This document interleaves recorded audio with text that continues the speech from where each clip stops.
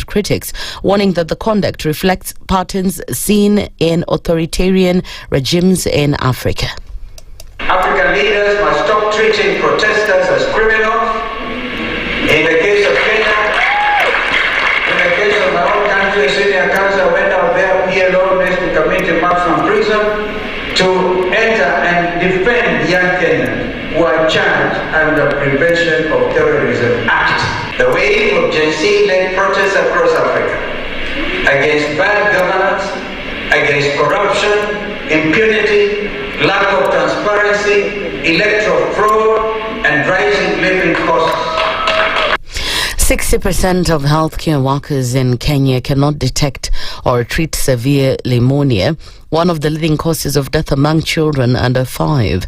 Only 39% can accurately diagnose and provide the correct treatment, putting thousands of young lives at risk, according to the Quality of Care Health Facility Assessment 2024.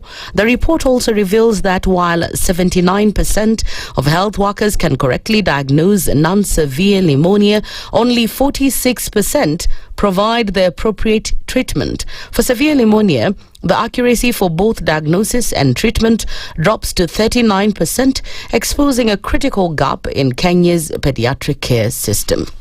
Tanzanian President Samia Suluhu has announced her intention to hold talks with opposition leaders following a wave of post-election violence in the country. The call for talks comes just days after the arrest of the Secretary General of the opposition party, Chadema, Amani Golugwa, as the country's government continues to hunt down people suspected of participating in post-election protests. Here's Vice President of Tanzania, Emmanuel Nchimbi. Lakini ni dhamira ya Rais Samia Suluhu Hassan kuhakikisha kwamba tunaanzisha mazungumzo ya maridhiano ili kuhakikisha hata hao wachache wanapata nafasi ya kusikilizwa ili kuwa na taifa lenye amani na umoja na kuendelea kuwa mfano wa utulivu katika Afrika na dunia. Na iko tayari kupokea wageni wa aina mbalimbali kutoka duniani kote, lakini pia nawashukuru viongozi waliotangulia kuzungumza kabla yangu ambao wametoa pongezi za dhati kwa Rais Samia Suluhu Hassan. Nataka niwahakikishie kwamba hakuna jitihada ambayo Rais Samia ataiacha katika kuhakikisha Tanzania inapata maendeleo, lakini pia amani ya nchi yetu inaendelezwa.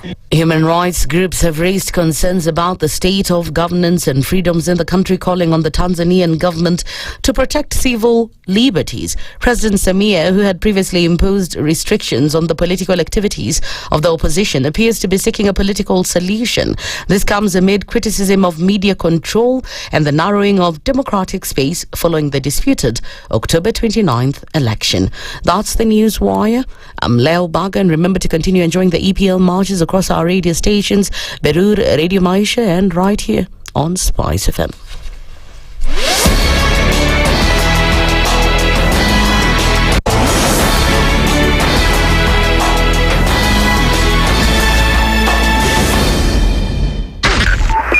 .5 SpiceFM, Kisumu. The following takes place from 6 a.m. to 10 a.m. every weekday on SpiceFM. In this country, 6 families and 8,000 Kenyans control 90% of the GDP. We are not a country. We are a plantation. We work for Ruto.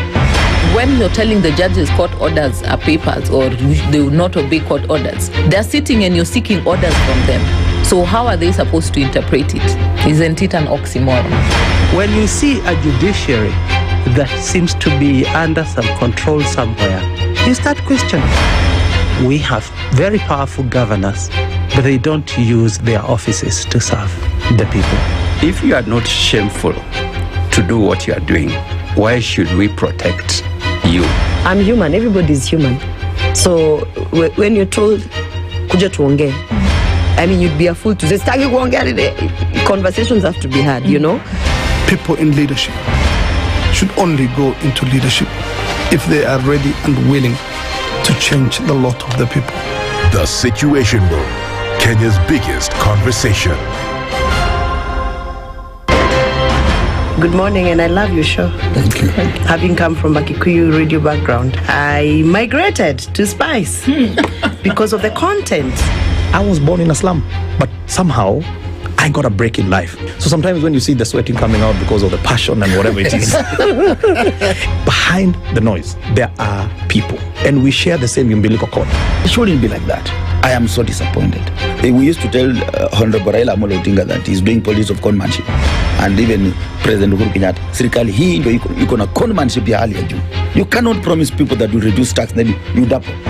In politics, there is the issue of trust. For you to turn around and then stab the same people who gave you that trust, there is no other level of dishonesty. Imabo, utaona dunia tu. The Situation Room, Kenya's biggest conversation. The following takes place from 6 a.m. to 10 a.m. every weekday on SpiceFM. We look at the utterances of leaders who are aligned to broad-based, who are initially in ODM. We thought they stand for something. Now they've been exposed. Because we are a third world country, we are poor. And not because we don't have resources, but we have been robbed senseless. Look at the wasteful expenditure. Look at how large government lives. And we've said this is something that can be controlled. It happens in many other countries. Internally, we used to stand and tell him, boss, hii kitu ni mbaya. And you'd say, now he doesn't let me tell you. You saw the other parliamentary group meeting. People went there, sat, listened, looked at him. There was no plenary, left. The Situation Room, Kenya's biggest conversation.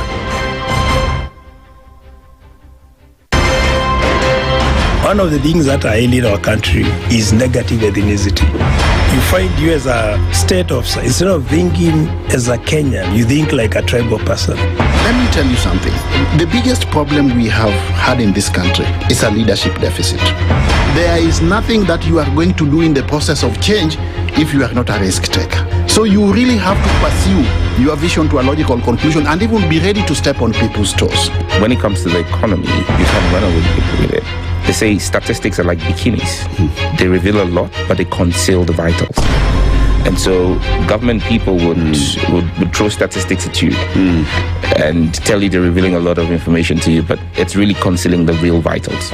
We need to get out of that, because when we want to grow our democracy, one basic thing that really requires to be understood by the political class, by all of us, is institutions are critical. This is the Situation Room, the only way to start your day. The following takes place from 6 a.m. to 10 a.m. every weekday on SpiceFM.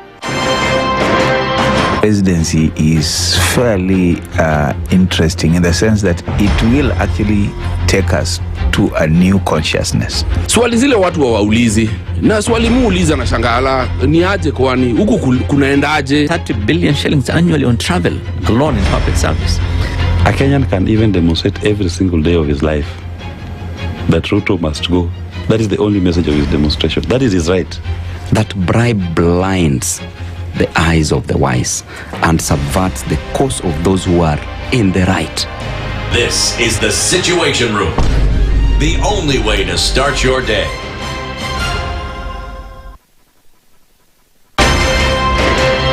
If we just gloss over issues and hope that time heals, then we might find that in generations to come, we might be back at the same situation. And the whole thing is born of stolen elections. Spice. When it comes to the decisions you make, you must be independent. There's no way you can allow one institution to dictate to you how you're going to conduct your operations, how you're going to decide cases. It's a no. When you weaken the institution to the point where they cannot take action, then you realize that politicians have to come up and now start dealing with the issues. That conversation has to die. Our politicians do not like the hard stuff. We must insist on the path of doing things right, whether popular or unpopular. Money changes hands. That is a fact. If you have political goodwill at the highest top, like in Rwanda, then corruption will be an issue of the past. If you don't have political goodwill at the top, we will pass laws, we will amend laws, we will continue passing laws and re-amending laws, and nothing will happen. This is the Situation Room, the only way to start your day. The following takes place from 6 a.m. to 10 a.m. every weekday on SpiceFM. SRC's mandate is constitutional. It's not an advice. It's actually something you must do. Like now you abandon, of course, the narrative of wheelbarrow, Mutua Mjengo, Mama Mboga, and all those, that rosy narrative. Your expenditure is 3.3 trillion, and you're collecting only 2.5. Out of that 2.5, you're spending 1.8 trillion to service loans and so forth. That the CDF kit, it's itself a symptom of corruption. This is the Situation Room, the only way to start your day.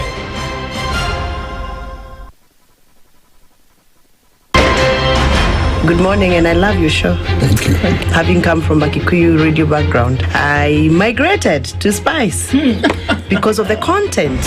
I was born in a slum, but somehow I got a break in life. So sometimes when you see the sweating coming out because of the passion and whatever it is, behind the noise, there are people. And we share the same umbilical cord. It shouldn't be like that. I am so disappointed. We used to tell Honorable Raila Amolo Odinga that he's doing policy of conmanship. And even President Uhuru Kenyatta, serikali hii ndio iko na conmanship ya hali ya juu. You cannot promise people that you reduce tax, then you double. In politics, there is the issue of trust. For you to turn around and then stab the same people who gave you that trust, there is no other level of dishonesty. Imabo, utaona dunia tu. The Situation Room, Kenya's biggest conversation. The following takes place from 6 a.m. to 10 a.m. every weekday on SpiceFM. He is himself actually has admitted that he bribed members of parliament, so...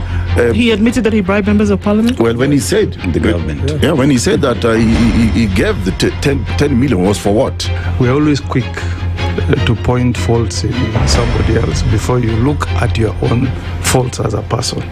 If it was Kanu's day, hii amuka naye leo, ungekuwa umeenda bali sana hii. So and we must celebrate you. There are 600 million people now globally estimated to be living with diabetes in the world. So it is a major health problem. It's the largest single disease rising pandemic that we're dealing with right now. The Situation Room, Kenya's biggest conversation. Mature, intelligent talk every morning. Spice up yourself. Mornings done right. 94.4 Spice FM, Nairobi. Good morning and many thanks for listening, and welcome to the Situation Room today, being the 10th of November 2025. It is a beautiful morning, a little bit chilly, but all in all, tuko hapa sisi sote. And when we talk about sisi sote, we are here with the Dismas Mokua political risk analyst, Karibu Sana, who is also our guest host this morning. Karibu. Thank you. I'm very excited. I'm loving your shots. Yeah, as well as Josphat Kamanya, political analyst and guest host as well. Karibu Sana. Yes, and let me just take you through some of the conversations that we'll be having today at 7 a.m. We'll be having an eye on 2027 political strategies and alignments. What is that all about? And who will we be having that conversation with? Okongo Omogen, who is the senator in Nyamweya County, as well as Douglas Mbilu, who is the speaker, County Assembly of Makueni. And at 7 a.m., that will be at 8 a.m. and at 7 a.m. we'll be having Angela Minayo, who is the Programs Officer, Digital Rights and Policy at Article 19 Eastern Africa, and Felix Sombua, who is the National Coordinator, Free Kenya Movement. That is at 7 a.m. And later at 9 a.m. we'll be having Elizabeth Obanda, Women's Economic Empowerment, UN Women Kenya. And this will be a conversation around the hidden economy, valuing unpaid care work. Kenya National Bureau of Statistics says the hidden economy is actually worth around over 2 trillion Kenya shillings. Just how then do we get to have that conversation? Gentlemen, karibuni sana, weekend imekwaje? No complaints. No complaints at all. We've seen a lot of complaints coming from other parts of the world, though. But finally, something to celebrate. Nicholas Oyo and Bob Njagi are back home. Finally the Ugandan government, President Yoweri Museveni admitting that the gentlemen were in the country, which begs the question. In a live address to the nation. Exactly, saying that these individuals are known for demonstrating, and through our intelligence we picked them up and put them in a fridge somewhere. You just look at what is happening in this part of the world and you ask, until when? Well, I think you begin right from Kenya. Kenya has got a very solid constitution, the 2010 constitution and the Bill of Rights, which offers Kenyans the opportunity to do many things that may not necessarily take place in the neighborhood. Like for instance, there's so many things you take for granted in Kenya. For instance, coming to this morning show and calling a spade a spade. In other parts of the world, when you call a spade, you are likely to land into trouble. So what most analysts and even journalists and editors engage is in self-censorship, because whatever you say could easily land you in trouble. Yeah, but now Kenya with the Bill of Rights, freedom of association, movement and everything else, we really enjoy unique civil liberties. And that is why it makes sense for anybody, whether when you're traveling outside Kenya, whether you're going for activism, you're going for business, you're going for leisure, you must engage in, you must understand the local dynamics, intercultural competence to understand where you are going. Because the moment your wheels up from Kenya, you land in another territory, you need to understand the legal framework. Because you may be doing things using the Kenyan framework, but then you land in trouble. For instance, I've seen a number of Kenyans go to Tanzania, and a gentleman would go to a bar and then look at the barmaid and say, "Taska baridi hapa." I mean, in Kenya, you'll be served with a Taska, but if you do that in Tanzania, if indeed the barmaid comes to your table to kuuliza kaka, are you okay? I mean, are you okay? Yeah. So you must learn the local nonsense. Again, in some parts in our neighborhood, in Kenya, when you land at a place, the first thing folks want to do, when Mkisi, when Mjaluo, I mean, you go to other parts of Africa asking those questions, you would land in trouble. So that is why it's important to appreciate those fundamental facts. And then number two, while all of us are members of the East African community, still every country maintains their sovereign status. So every country is a sovereign, they've got their own constitution. You must understand the local dynamics, and then now you can achieve your successes by working within the legal framework. If you don't do that, then the Ministry of Foreign Affairs will be having, their intro will be full every day. Yeah. Kamanya, we also saw just the other day former President Uhuru Kenyatta with his riot act against party leaders, I do not want whatever it is happening. We are here moving together. If I see anyone with abuse, I will literally kick you out. Interesting times, eh? Indeed. And you see, a very good morning to our listeners and viewers. I think it's been an interesting end of the week, last week.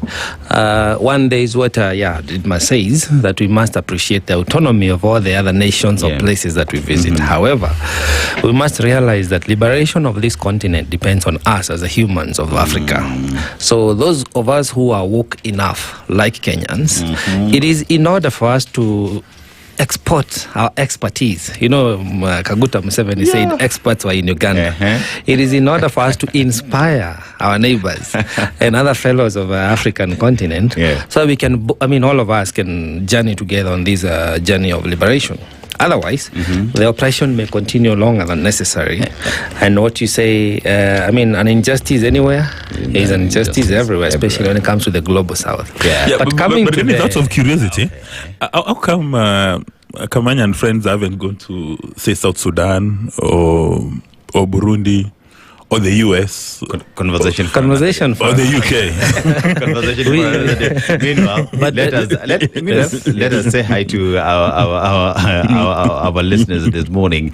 And on YouTube, Daudi Lubale, good morning, great family. Good morning to you, Evans Dande. Good morning, Spice. Good morning to you, Robert Mbogo. Good morning from Mombasa. How is Mombasa this morning, Robert Mbogo? Morning, cousins. Ni hao from cold autumn Shanghai.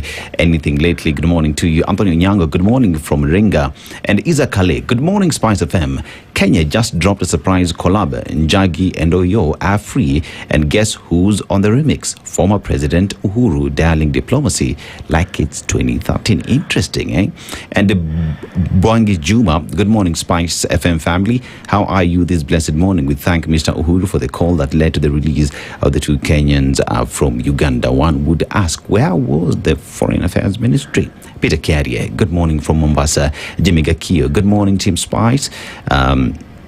Mark Bichachi, yes indeed, Mark Bichachi is he's going through some medication, but he's well, as confirmed now. Mashari and Njeri, good morning, Spice team, watching from Portland, Oregon. We are in fall, getting cold and windy. Mashari and Njeri, brace up for that. In Nairobi as well, chilly, but also some sun, time to enjoy that. Mama J, good morning.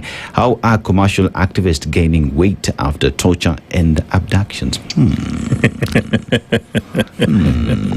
I see what you did there. Teams Muge, good morning, Spice FM team. Rehab Mora, good morning, Situation Room, watching live from Ongata Rongai. Good morning, happy to see a new day. I thank my maker. I'm happy to be here. We are happy that you are here, Jimmy Munothi, Bwangi Juma. We thought ODM stood for something. What's the end game? We watch the end game? Yes, indeed. Let's see just where ODM will be headed. And Peter Jaron, good morning, Spicers. This Tanzania script must be a copy-paste from the Kenya 2007-2008.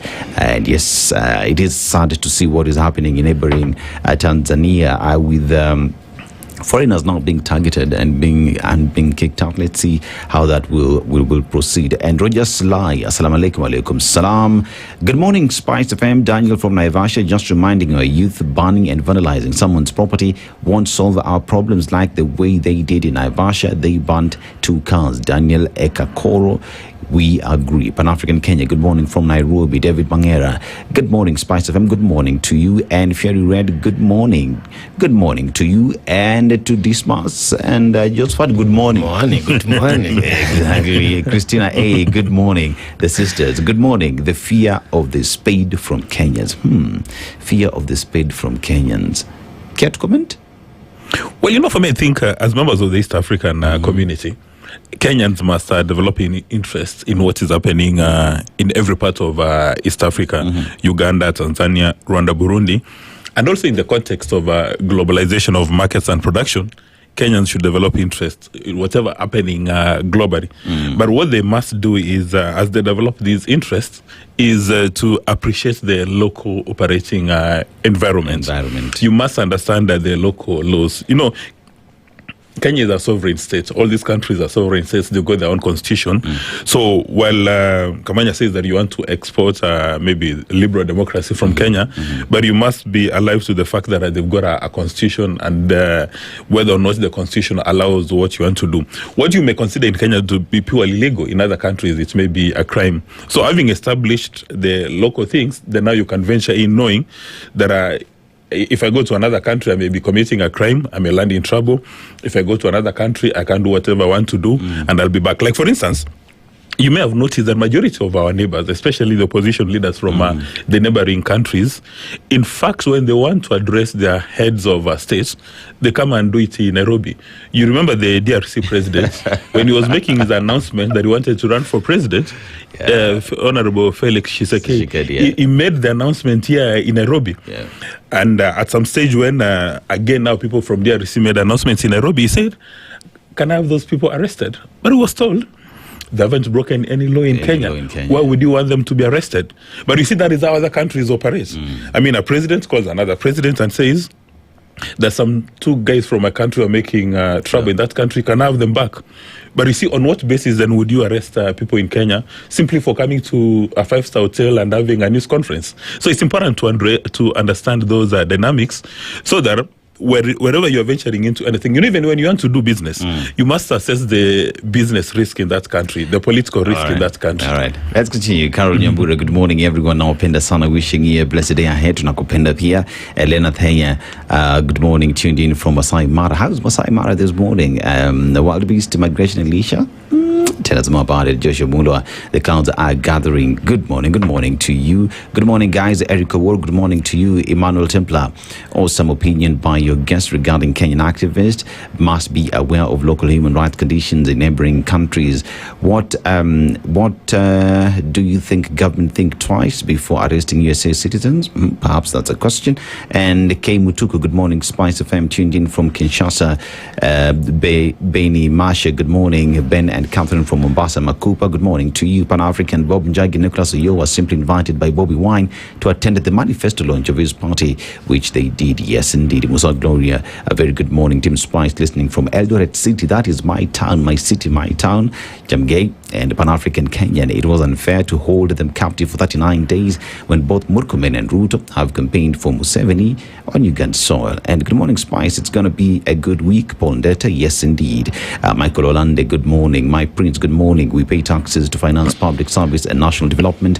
Of late, it has become pocket change for those in power to serve their personal interest instead of public good. And Jojo Kodo, good morning. My good people. Princess Ndu is away on leave. She'll be back on Tuesday. Dennis Okari as well is on vacation, but the other Dennis, Mimi Ndioniko for today. And EVE as well. EVE umesalimiwa. And sisi ndio tuko leo together with Dismas and Josphat. We shall be going all the way to 10 a.m. What's happening with the interview on Al Jazeera? Has the president done all the things he said? Watching from Miami, Florida. Yes, that is also part of the conversation we'll be having. Emmanuel Templar, Kenya is full of mediocrity. Really? Yesterday at Samburu, the Narok governor thanked Ruto for Narok International Airport. Ask yourselves, how Ruto will build the airport when we can't renovate JKIA? Interesting. Good question. Good question. Emmanuel Templar, agree with you. And Geraldine Ochieng. Oyaore, good morning. Oyaore to you too. Geraldine Ochieng. And to everyone who's joining us on KTN, on our social media platforms and from across the world. Karibuni sana to the Situation Room, Kenya's biggest conversation. And as we proceed, I think we just check what the headlines have to offer. So I will do the Standard. Dismas, you will do the Nation. You do Business Daily or the Star, right? So now, Trinity of Terror. Kenya's bold newspaper, The Standard. Repression rising. When Uganda's Yoweri Museveni admitted that 2 Kenyans had been tortured while in his country's custody, he unwittingly fanned the flames of repression spreading across East Africa. Once seen as the region's elder statesman, Museveni now speaks as the world still reels from the bloodshed that accompanied Tanzania's October 29th election that handed President Suluhu total victory and a new reputation for strong arm rule. In Kenya, the soil has barely settled over the graves of slain youth, while others remain missing. East Africa is fast beginning to resemble the 1930s Europe of Adolf Hitler, Benito Mussolini, and Ion Antonescu. And that is the images and the pictures of President Samia Suluhu of Tanzania, Yoweri Museveni of Uganda, and President William Ruto of Kenya. And they're all donned in military regalia. 2 Kenyans were arrested. They have been with us. I am not able to remember their names. They came. They are working with the Changulan's group that they are experts in riots. Of course, with our very good intelligence, we picked them up and they have been in the fridge for some days. Now, some Kenyan leaders rang me and said I should hand them back or I put them in jail. So it is not a question of hand them back. It is I either hand them back or put them in jail. So options zilikuwa mbili based off request from Kenyan authorities. And that is what the Nation is talking about, abductions, how Museveni caved in. And as I've indicated, really, he had the 2 options, either to take them through the judicial process in back at in Uganda. Or just release them for them to come back to Nairobi. But again, this talks to our diplomacy, because the PCS Musalia Mudavadi did a letter to his counterpart in Uganda requesting for speedy action. And then from the Nation, it appears that there was a bit of international pressure from some UN agencies asking very, very pertinent questions. And I think the option to release them was the best, because if they've committed any any sins, any crimes within the Ugandan legal framework, then they should be taken through the legal system. The legal system. And you know, the Kenyan, or rather the Kenya, Uganda, and Tanzania legal system, they're almost similar. So then, you know, they would have been represented by their council. But it's very interesting that the subject of these two Kenyans formed part of his live address to the nation, saying that we had intelligence and these guys are experts in riots or protests, and we couldn't let them in. You know, and at the same time, it also speaks to the Ugandan legal system that at the flick of his fingers, the two gentlemen are released. So I mean, one can easily venture and say that 7 is the law. Yeah, because you see,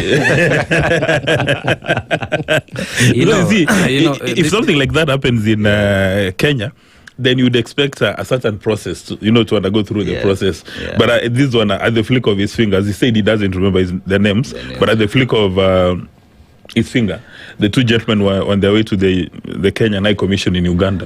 Well, but also in Kenya, that process has not been honored. We've had abductions. Yeah. However, I think President Kaguta's statement, he was trying to exonerate himself. Because remember, a few days after they went missing, some police spokesperson from Uganda came out and said, these people are not in our custody. We don't know of their whereabouts. But rightfully so, because they were under military. Under the military. But it is the same government. It's the same country. No, he actually said he said he was not aware. Yeah. So it's actually possible that even within the entire military, they were not aware, because I understand they were under the special forces. So be that as it may, those covert affairs, those covert operations are the ones that led to arrest of one Besigye from Kenya back to Uganda. And that's what we should say no. Because if I get arrested in a foreign country, having either I'm a suspect or I've actually committed a crime or an offense, I should be subjected to the due process within that country.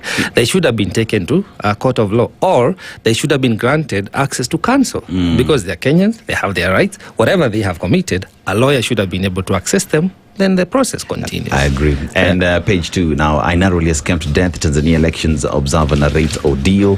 And Kihika's widows suffer setback in estate dispute case. And Nairobi hospital to pay former chief executive 79 million shillings for unfair sacking. And JSS teachers protest over slashing of capitation, failure to upgrade interns. And education in the country, again, let us wait and see how these will pan up once our students will be going back to school. And the divided court upholds faith over duty in soldiers' Sabbath dispute. Yesterday was Sunday, a day when billions of Christians flock to churches to worship. For those who observe the Sabbath, their holiday begins at sunset on Friday and ends at sunset on Saturday. But between time with God and duty to work, what takes precedence? The question lay at the center of a case that began with Kenya's military barracks. And Justice Makandia, he was not fired for belief but defense. These are some of the stories making headlines on Kenya's bold newspaper this morning, including EACC reveals it's probing counties for corruption cases worth billions of shillings. When you talk about the counties and corruption in the country, there has been talk that what happened with corruption is we just devolved corruption. What worries me is not even what the EACC is trying to do, is that every year we have an Auditor General's report. And before you get an allocation or a dispatch of finances for the next financial year, counties are supposed to account for how they have spent the coffers that they received the previous year. But then 2-3 years later is when the EACC will come out and say, we suspect or we see there was corruption, there was a misappropriation of resources. What happens to auditors? Every county has an auditor. Then we have the Auditor General. We must allow our law and our systems to work. If not, so let's not try to pull strings that really are political. Let me ask you a question. Right. Dismas and Josphat, when is the last time you ever saw an audit report from the county audit officers? Good question. And most importantly, where is the Senate? Where is the Senate? Because senators are the ones who are supposed to oversight the governors. The governors, yeah. So every time I hear corruption in any county, my first question always goes to, where is your senator? Senator, yeah. Because before the Auditor General comes in, the senator was to have had access, profile and then bring a I report. actually think we're just wired to just not be good people, because you look at like the structure at the county. So you have your accounting officers, right? And then you have your auditor. By the time it gets to the senator, the auditor general ought to have picked up the misnomer. The county assembly ought to have picked it up and discussed it, By the time it gets to the senator, all these other people ought to have seen it, discussed it, and raised the alarm. But the fact that we wait for Auditor General, and again, when you look at the governance institutions, you have the Auditor General, you have the control of budgets. In theory, there's a lot of inbuilt mechanisms to ensure that nobody plays around with Wanjiku's resources. You're talking about IFMIS? Yeah, IFMIS, all these kind of things. However, starting from the basics, majority of the elected leaders, especially the ones who are responsible, some senators and some governors, do not even understand the meaning of those audit reports. For instance, they don't know the meaning of unqualified reports. Unqualified audit reports, they don't know it. They don't know the meaning of qualified reports. In fact, some of them break into a dance and song when they hear that they've got a qualified report. They think that is the best thing which has happened in the world. Now you wonder if the senators who are supposed to go through these documents don't know the difference between a qualified report and unqualified report, then what exactly are they doing? And as it were, the auditor normally comes after the horse has bolted, because they would most of the time they come after 1 year. But even when they come after 1 year, still every county government is supposed to come up with structures and infrastructure to ensure that nothing happens. And as somebody who spent a number of years studying accounting, both at an academic and a professional level, I can tell you for a fact that if somebody wants to abuse public resources, they'll abuse the public resources right from the word go. Because they start with the end in mind, that I want to steal or misappropriate XY amount of shillings. I mean, that some people would say, wait a minute, how much is my budget for my county? 10 billion. 10 billion. Then 1 billion is going to be mine. And then he calls the relevant officers, and then they plan on how to get the 1 billion, because it's very easy. Even when auditors when they're auditing, you can actually audit in a certain manner. And I don't want to expose myself to libel or slander, but I would say that we've got a number of professionals in Kenya who do not live to their true calling. So one shouldn't be surprised that the Auditor General reports are gathering dust wherever they go. And you look at the Auditor General when they're presenting their reports, there's a lot of emotion, there's a lot of conviction. You can see the frustration. Is that budgeted corruption now? The essence of it. Well, I've had members of the National Assembly say that during the budget making process, there is actually budgeted corruption. And then you begin to wonder, what's wrong with these people? I mean, you're a member of the National Assembly, and then you are telling us you participate in budgeted corruption. And then now you expect us to give you a red rose? I mean, they expect would line up and say, yes, thank you for the information. You need a clap. Can you go through the Daily Nation? But again, I think we need, talking about these budgeted corruptions and governance issues, we really need the EACC to be given more resources, or to give them more human capacity. Because in some other countries, if like in the UK, you run late to their chambers, people resign. In other countries, you play around with public resources, you actually stop a bullet. But in Kenya, we've embraced impunity, mediocrity, and corruption, and the people who score an A in impunity, an A in corruption, are the people we elect to the National Assembly. In my part of the hood, when you come to Nairobi and then after a few days you engage in acts of corruption, you go back to the village. When you go to church on Sunday, you're given the front seat up on Mbele Kabisa. The seat next to the altar. Yeah, and then the local pastor or priest will say, this young man has been blessed in Nairobi. And then you're even given the opportunity to address the congregants. Now, you see, these are proceeds of corruption. And the local pastor or priest is very happy to say, huyu jamaa kijana wetu ameenda Nairobi, amebarikiwa. So people begin to think that if you work hard for your resources haujabarikiwa. They want to celebrate these guys. Now there's the big story about Tanzania is still about Suluhu, and we saw that the vice president in Tanzania has indicated that Dar es Salaam would be open to having conversations with the people who did not win.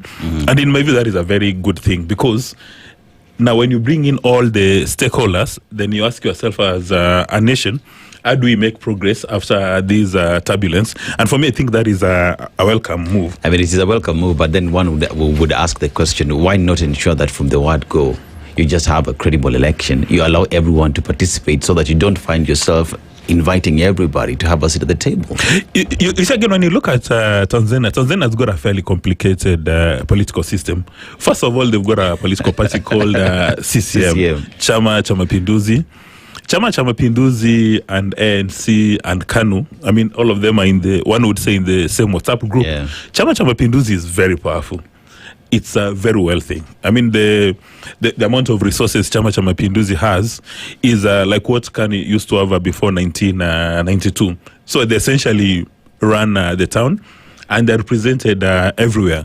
So for Chama cha Mapinduzi to win an election is not anything to doubt. And then number two, they've got fairly weak opposition leaders. For instance, they don't have opposition leaders in the league of, say, the late Raila Odinga or Mr. Rigathi Gachagua or Dr. Matiang'i or Kalonzo Musyoka. They don't have those powerful people that when they pronounce themselves, then the world comes to a standstill. Like, for instance, you would remember Mr. Raila Odinga would declare public holiday in Kenya, and he says that tomorrow we are going to do mandamano, and it happens.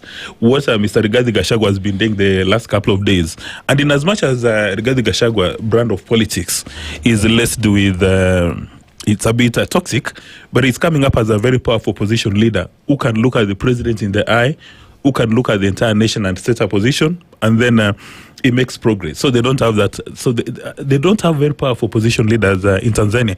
In fact, it's Mwalimu Julius Nyerere who said, if you want to cause change in Tanzania, please join CCM. That does not mean that they should not have an operating environment where you can form a political party and express your views without attracting political violence. But again, as they say, if you want to make progress, when you're driving, please do not use a rear view mirror. Angalia uko mbele. Now they've gone through this turbulence. How do they make progress? In my view, what President Suluhu Hassan has said, that she's going to welcome everybody to come on board and accommodate their interests and aspirations. That would make very good progress. And as a lady, right now she's got the unique opportunity of using the next 5 years. Even to call to change their constitution to accommodate all these interests and aspirations. For instance, don't you find it a bit interesting that upon the INEC declaring the winner, it's a wrap? Yeah, no one can it's a wrap, contest it. So it's important to review that. I mean, the US does it, we do it here in Kenya. And also the fact that you're talking about going through a judicial process is not necessarily the case that you are going to win. It's part of the healing process. You know, in Kenya, when IBC declares who is a presidential winner, all the people who did not lose start sweating, they start, they get into a crisis. So the Supreme Court offers a healing process. Kamanya, look at it this way. In my opinion, I don't believe that it is correct to say that Tanzanians don't have persons who can lead opposition. Yeah, because one would ask, Tundu Lissu is there. The challenge they're having is at the democratic space.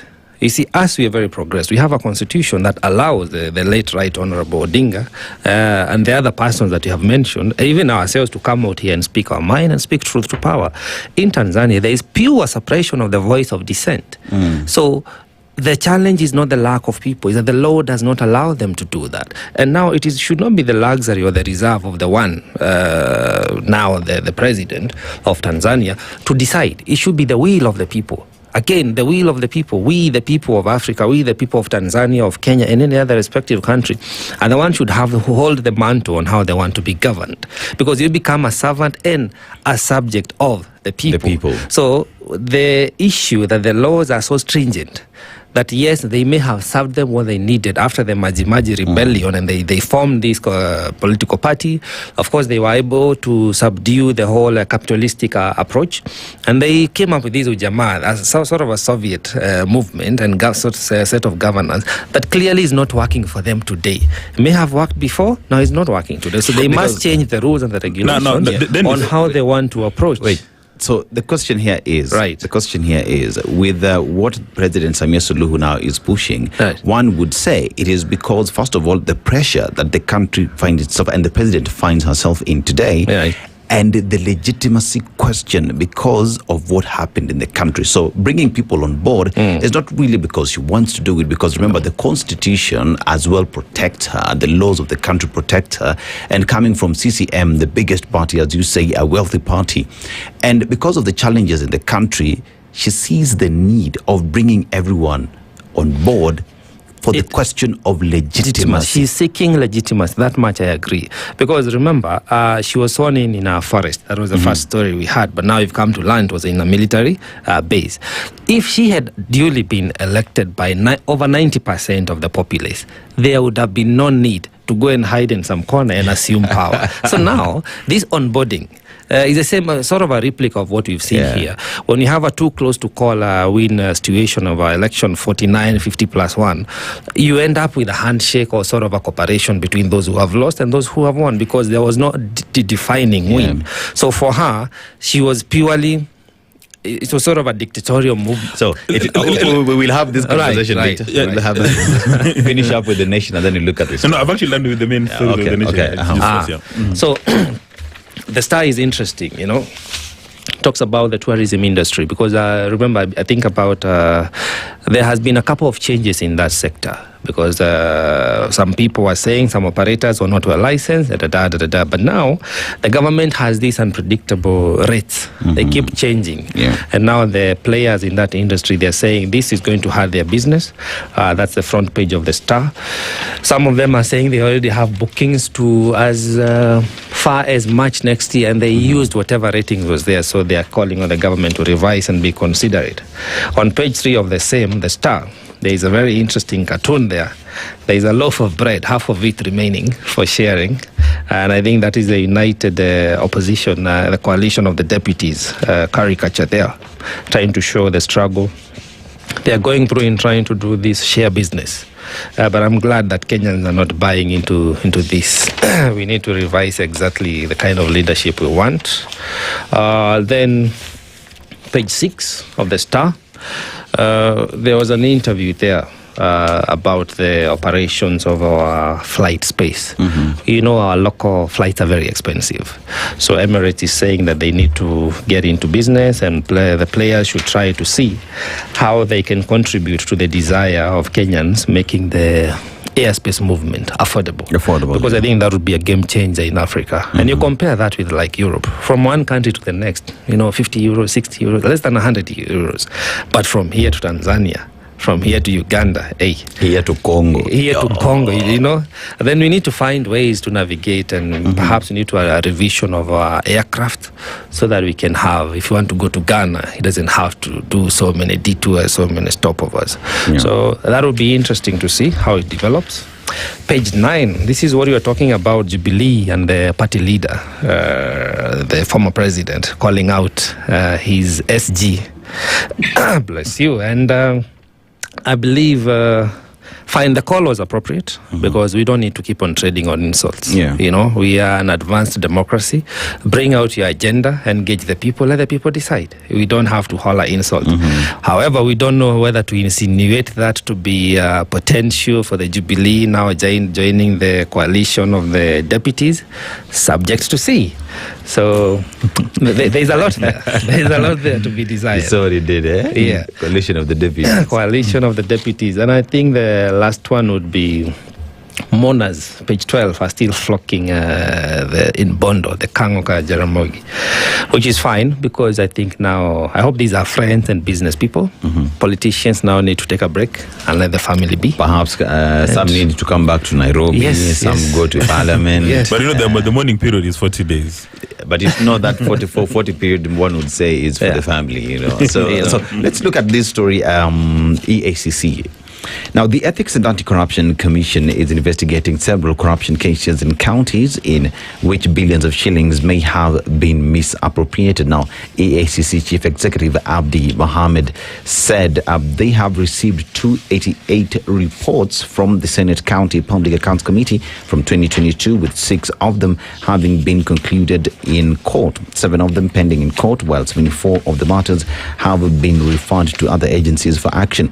Mahmoud told the Senate Justice and Legal Affairs and Human Rights Committee that 125 matters are pending under investigation. 69 matters have been prioritized for an investigation in phase 2, while 7 files have been forwarded to the Director of Public Prosecutions. The CEO told the committee, chaired by Bomet Senator Hilary Sigay, that the commission issued an advisory on rampant falsification and forgery of academic certificates and issued an advisory on the management of existing staff, new recruitment and pending bills in the county government. Mahmoud said they issued an advisory on the declaration against irregular procurement and misuse of public resources in mitigation measures for the El Nino rains, on rampant misapplication of impressed by public officers, and on integrity during vetting of persons nominated for appointment as county executive committee members. Mahmoud told the Senate that an inquiry into allegations that in the financial year 2019-2020 to the Kitui County Executive could not account for expenditure amounting to 10.4 billion shillings due to a fire that destroyed documents was referred to the Directorate of Criminal Investigations. I think you stop there so that we can.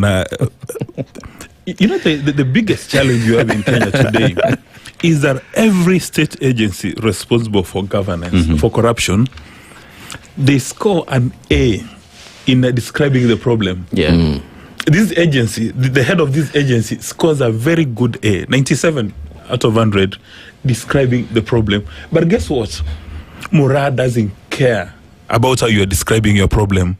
Mura wants to see persons behind bars.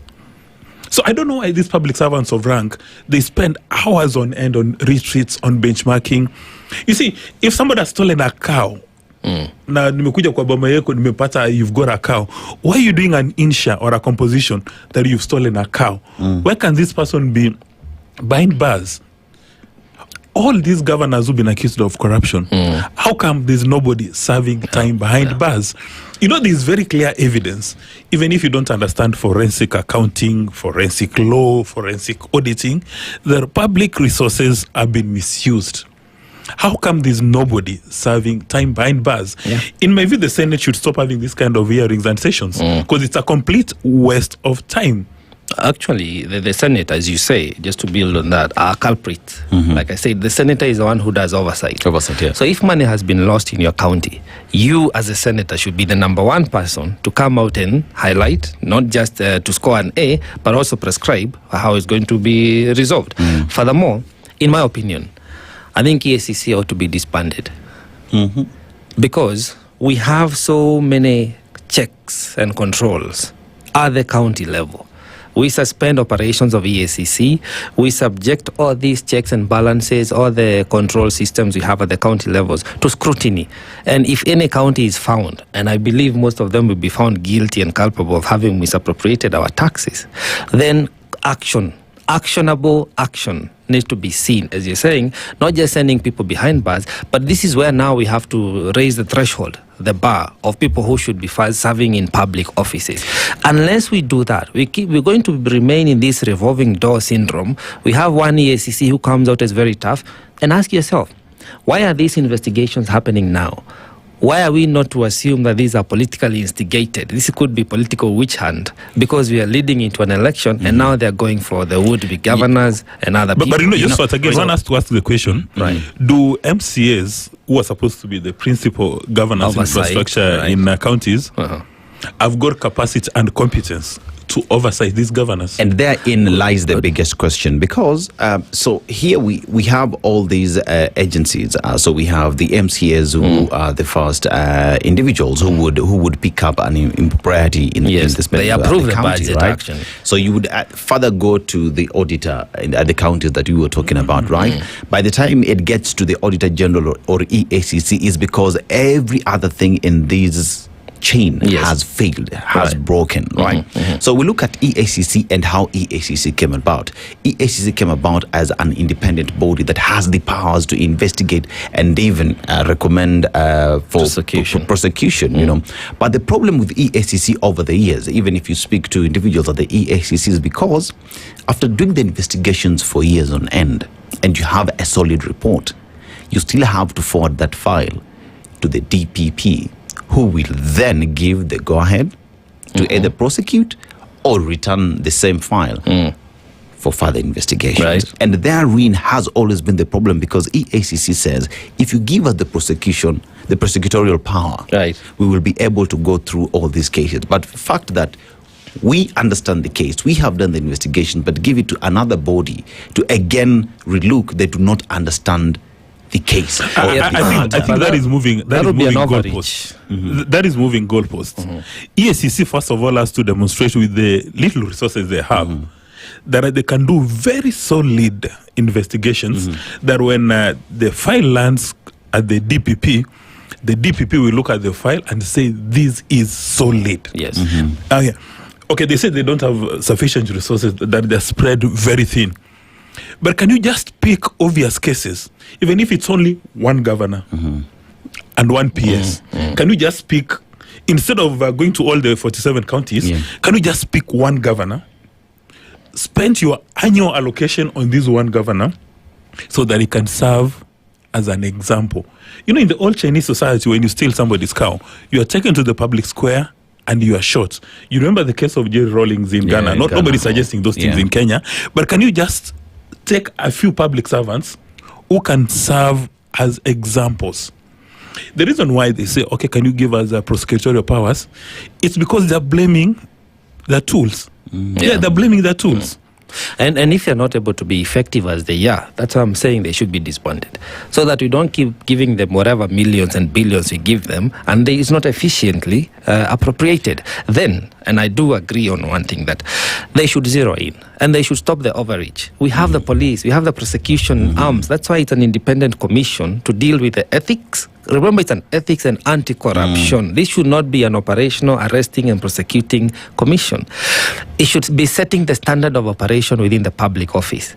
If they're not able to understand their mandate, now they're overreaching, they want to be the police, we do have a problem. But you see, I hear what you're saying, but at the end of it all, it also speaks to who we are as a people in the country. Because remember, when you talk about corruption, it is Mora, yes, it is Kinyanjui, yes, it is Omondi, who engage in all these corrupt activities. So and do you know why we do that? We heal ourselves. And do you know why we engage in corruption? Corruption in Kenya is probably the most profitable industry. Lucrative industry. Very profitable. I mean, don't you see when people are going to university these days, all of them are studying procurement? There's nobody studying medicine or engineering. Everybody wants to study procurement. Would that still be the case now that it's been migrated to CBE? No. Now the procurement is online. I wonder how the uptake of e-procurement. the course. E-procurement. Because again, you see these people. They don't say about engaging factors of production. To get money. They say we want to make money. So how do you make money? This cup is supposed to, in the supermarket is 10 bob. But believe you me, a government agency will buy it for 100 bob. And also to buttress the point you said about corruption, EACC must demonstrate that they are effective and efficient in solving the corruption problem. Because if they don't do that, then we are wasting time. And yes, indeed, it speaks to who we are as a people and how we need to heal ourselves and be the better examples. It is exactly 7 a.m. Next conversation will be after the news with Leo Baga. Good morning.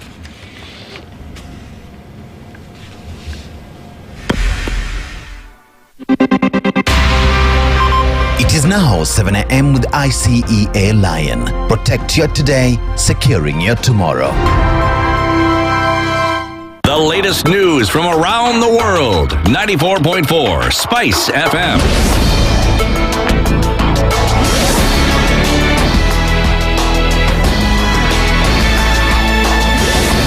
Good morning. This is the News Wire. I'm Lea Ubaga.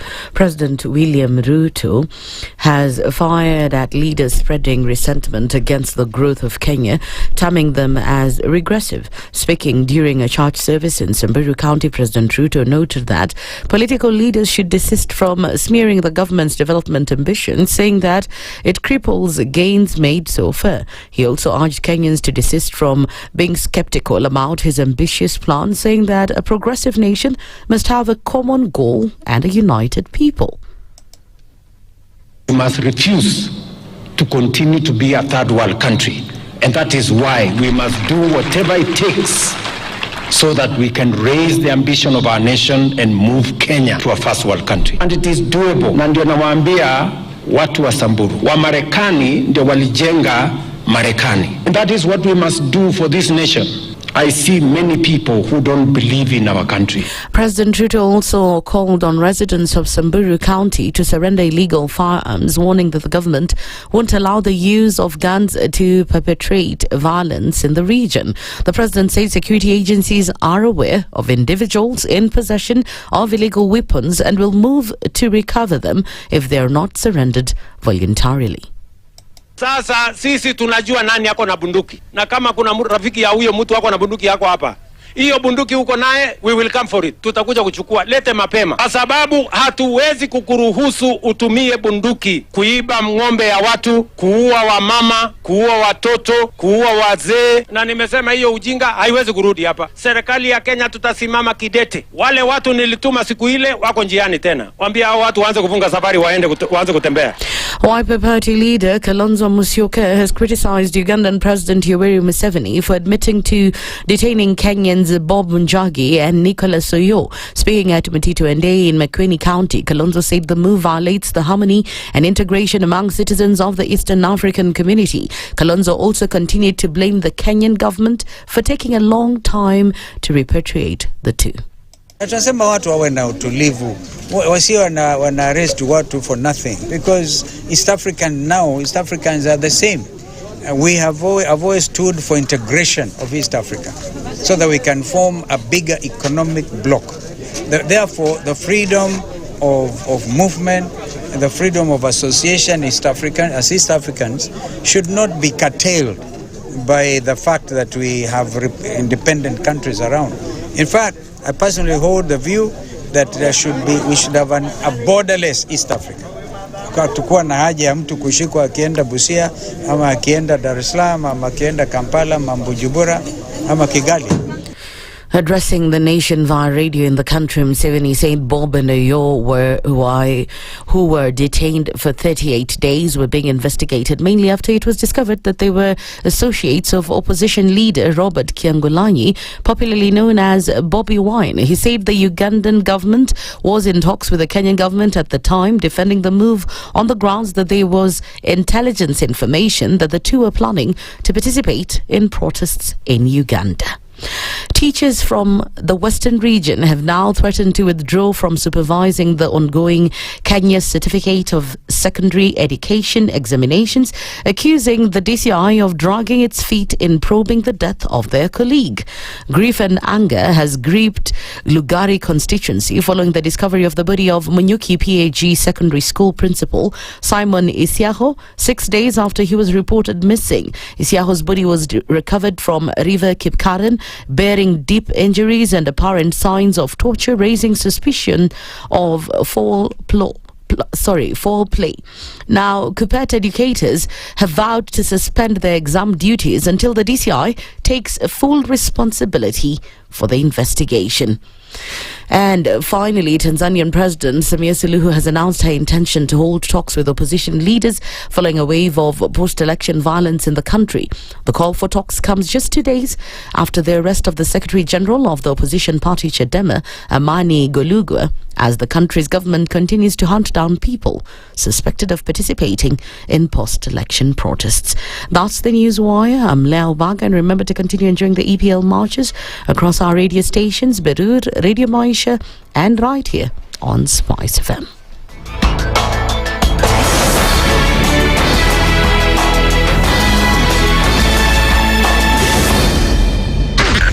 SpiceFM, Nakuru.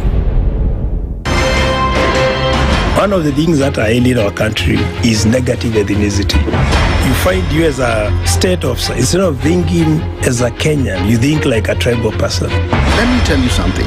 The biggest problem we have had in this country is a leadership deficit. There is nothing that you are going to do in the process of change if you are not a risk taker. So you really have to pursue your vision to a logical conclusion and even be ready to step on people's toes. When it comes to the economy, you can't run away with it. They say statistics are like bikinis. They reveal a lot, but they conceal the vitals. And so government people would throw statistics at you and tell you they're revealing a lot of information to you, but it's really concealing the real vitals. We need to get out of that, because when we want to grow our democracy, one basic thing that really requires to be understood by the political class, by all of us, is institutions are critical. This is the Situation Room, the only way to start your day. Good morning, and I love your show. Thank you. Having come from a Kikuyu radio background, I migrated to Spice because of the content. I was born in a slum, but somehow I got a break in life. So sometimes when you see the sweating coming out because of the passion and whatever it is, behind the noise, there are people, and we share the same umbilical cord. It shouldn't be like that. I am so disappointed. We used to tell Honorable Raila Amolo Odinga that he's doing policy of conmanship. And even President Uhuru Kenyatta, serikali hii ndio iko na conmanship ya hali ya juu. You cannot promise people that you reduce tax, then you double. In politics, there is the issue of trust. For you to turn around and then stab the same people who gave you that trust, there is no other level of dishonesty. Imabo, utaona dunia tu. The Situation Room, Kenya's biggest conversation. The following takes place from 6 a.m. to 10 a.m. every weekday on SpiceFM. SRC's mandate is constitutional. It's not an advice. It's actually something you must do. Must do. Like now you abandon, of course, the narrative of wheelbarrow, Mjengo, Mamamboga, and all those, that narrative, that rosy narrative. Your expenditure is 3.3 trillion, and you're collecting only 2.5. Out of that 2.5, you're spending 1.8 trillion service loans and so forth. That the CDF kit, it's in itself a symptom of corruption. This is the Situation Room, the only way to start your day.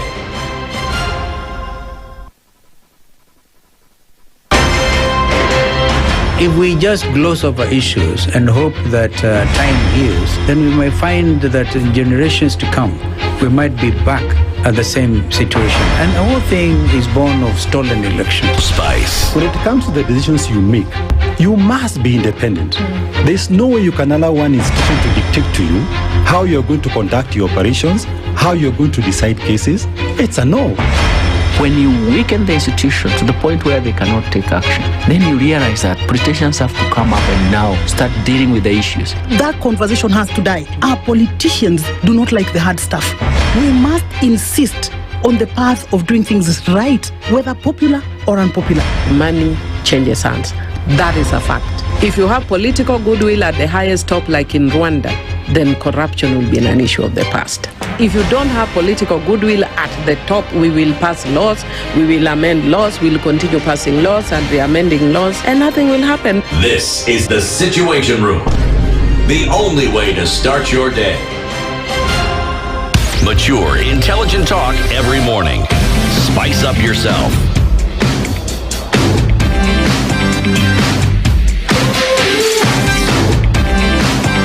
Mornings done right. 94.4 Spice FM, Nairobi. Good morning, and it is exactly 9 minutes after 7 a.m. Welcome to the Situation Room as we continue with the conversations that matter. And this hour, we all about having a conversation on the country. Where are we? 2027. How does it look like? It is a conversation that we'll be having in a few, but let me hook you up. You know, in this life, there's always the question of what's your plan? Uko na mpango gani? How are you planning yourself, especially for the future? Now, you know, here on the Situation Room, we talk about the future a lot. We talk about plans, goals, and the tough choices and that shape them. But here's a question. What's your plan?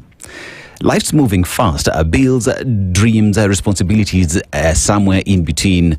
The future creeps up on you. You know, ICA Lion helps you to protect, to grow, and to plan for what matters most. Don't wait for that wake-up call. Don't just sit and wait until things hit the fan. Don't wait until you can no longer move for you to start planning. Start planning today. So when you talk about planning today, we talk about insurance, investments, and peace of mind. All that simple and accessible, made by you sitting down and planning for the same. So because if you're planning for the future, it's high time you did it today. Because if you don't plan, if you fail to plan, you plan to fail. And the ICEA line is telling you and asking you, what's your plan? Perhaps it's an opportunity for you to reach out to ICEA, sit down and come up with a plan, especially for your future. But even after getting this plan and everything is sorted out, you need to spend these investments on something that is really great. And in a world that we live today, you know what is frustrating, Dismas? Fact that you can get online, you are surfing, and all of a sudden power goes and you're connected. You know, you're disconnected. You can no longer access internet or your meetings, you know, or do business. And while doing that, your quality of life is degraded. But that needs to be fixed. That is why today, Airtel is here with a solution. Airtel is here to tell you that through the Airtel Smart Connect Home and Office Wi-Fi, you are sorted. That there is one unlimited data.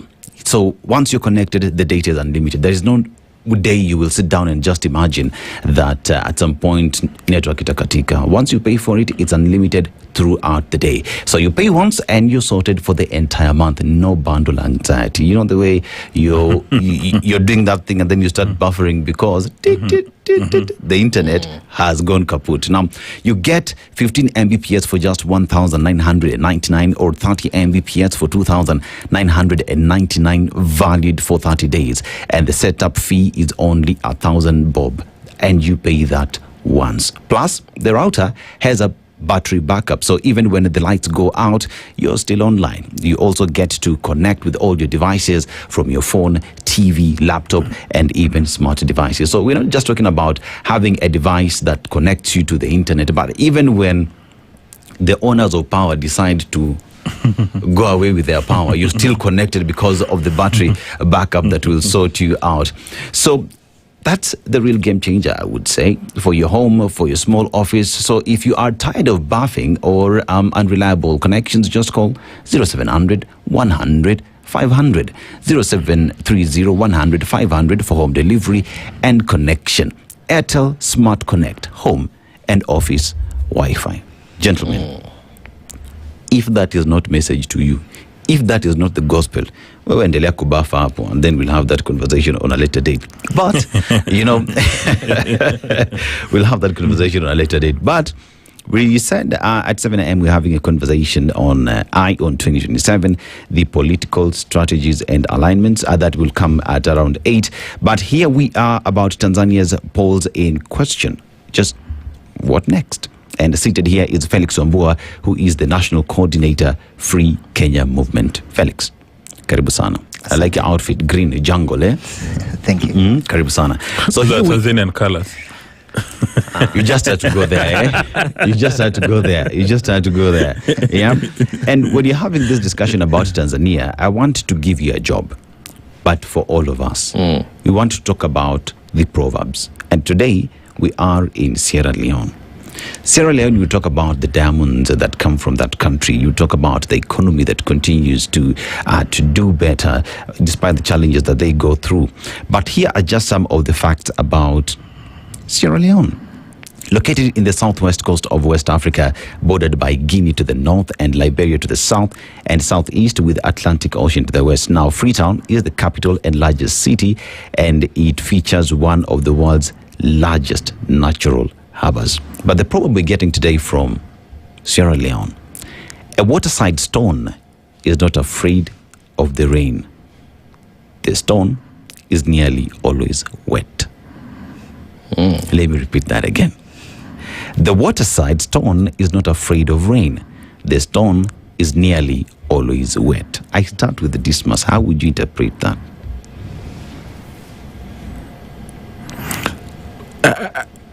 I thought it was meant for the guest, so I switched off. So now let me switch on. I think the proverb is all about that when you're going to venture in any activity, you must appreciate the professional hazards and be ready for it. So, for instance, if you're going to be a journalist, you must be ready that you're going to be covering some sources which others may be not very pleasant, others may be very pleasant. So you must be prepared for your job. Yeah, I think that is how I would explain it. Josphat. Well, yeah, I think it speaks to staying the course. That the more experienced and exposed you are to situation, it builds your resilience, and you're able to, like it says, the stone remains always wet. So it's about experience, resilience, and staying the course. And in spite of the hardships, just stay the course. Stay the course. Felix. Yeah, I believe in what my colleagues have just said, but to add on to that is that we have always to be ready of the situations of the seasons, because no matter what, the rains will come. No matter what, we have to always be ready for everything that comes.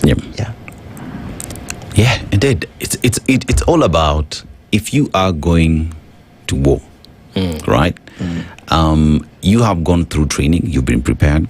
You know, if I'm going to war, the other side will probably come with the same weapons that I have, or even more sophisticated. And there are two ways: either I will win or lose. So whichever the case, a war is there to fight. Blood has to be shed, and perhaps if all goes well, you win. If not, maybe you are the collateral damage. But all in all, you're ready for it. You get posthumous recognition. Exactly. You know, yeah. But let's talk about Tanzania's polls in question. Felix, from National Coordinator of Free Kenya Movement. It is a question of looking at how the region is. You look at Tanzania, the elections that took place in Tanzania and the aftermath. So citizens going to the streets saying the elections have not been free and fair. That is followed by a crackdown by the police. We see yesterday we were seeing that video of a military vehicle just running over people on the streets, and one asks the question, even as President Samia Suluhu today says she wants to invite people on the table to move forward, but did it have to get here? Sure.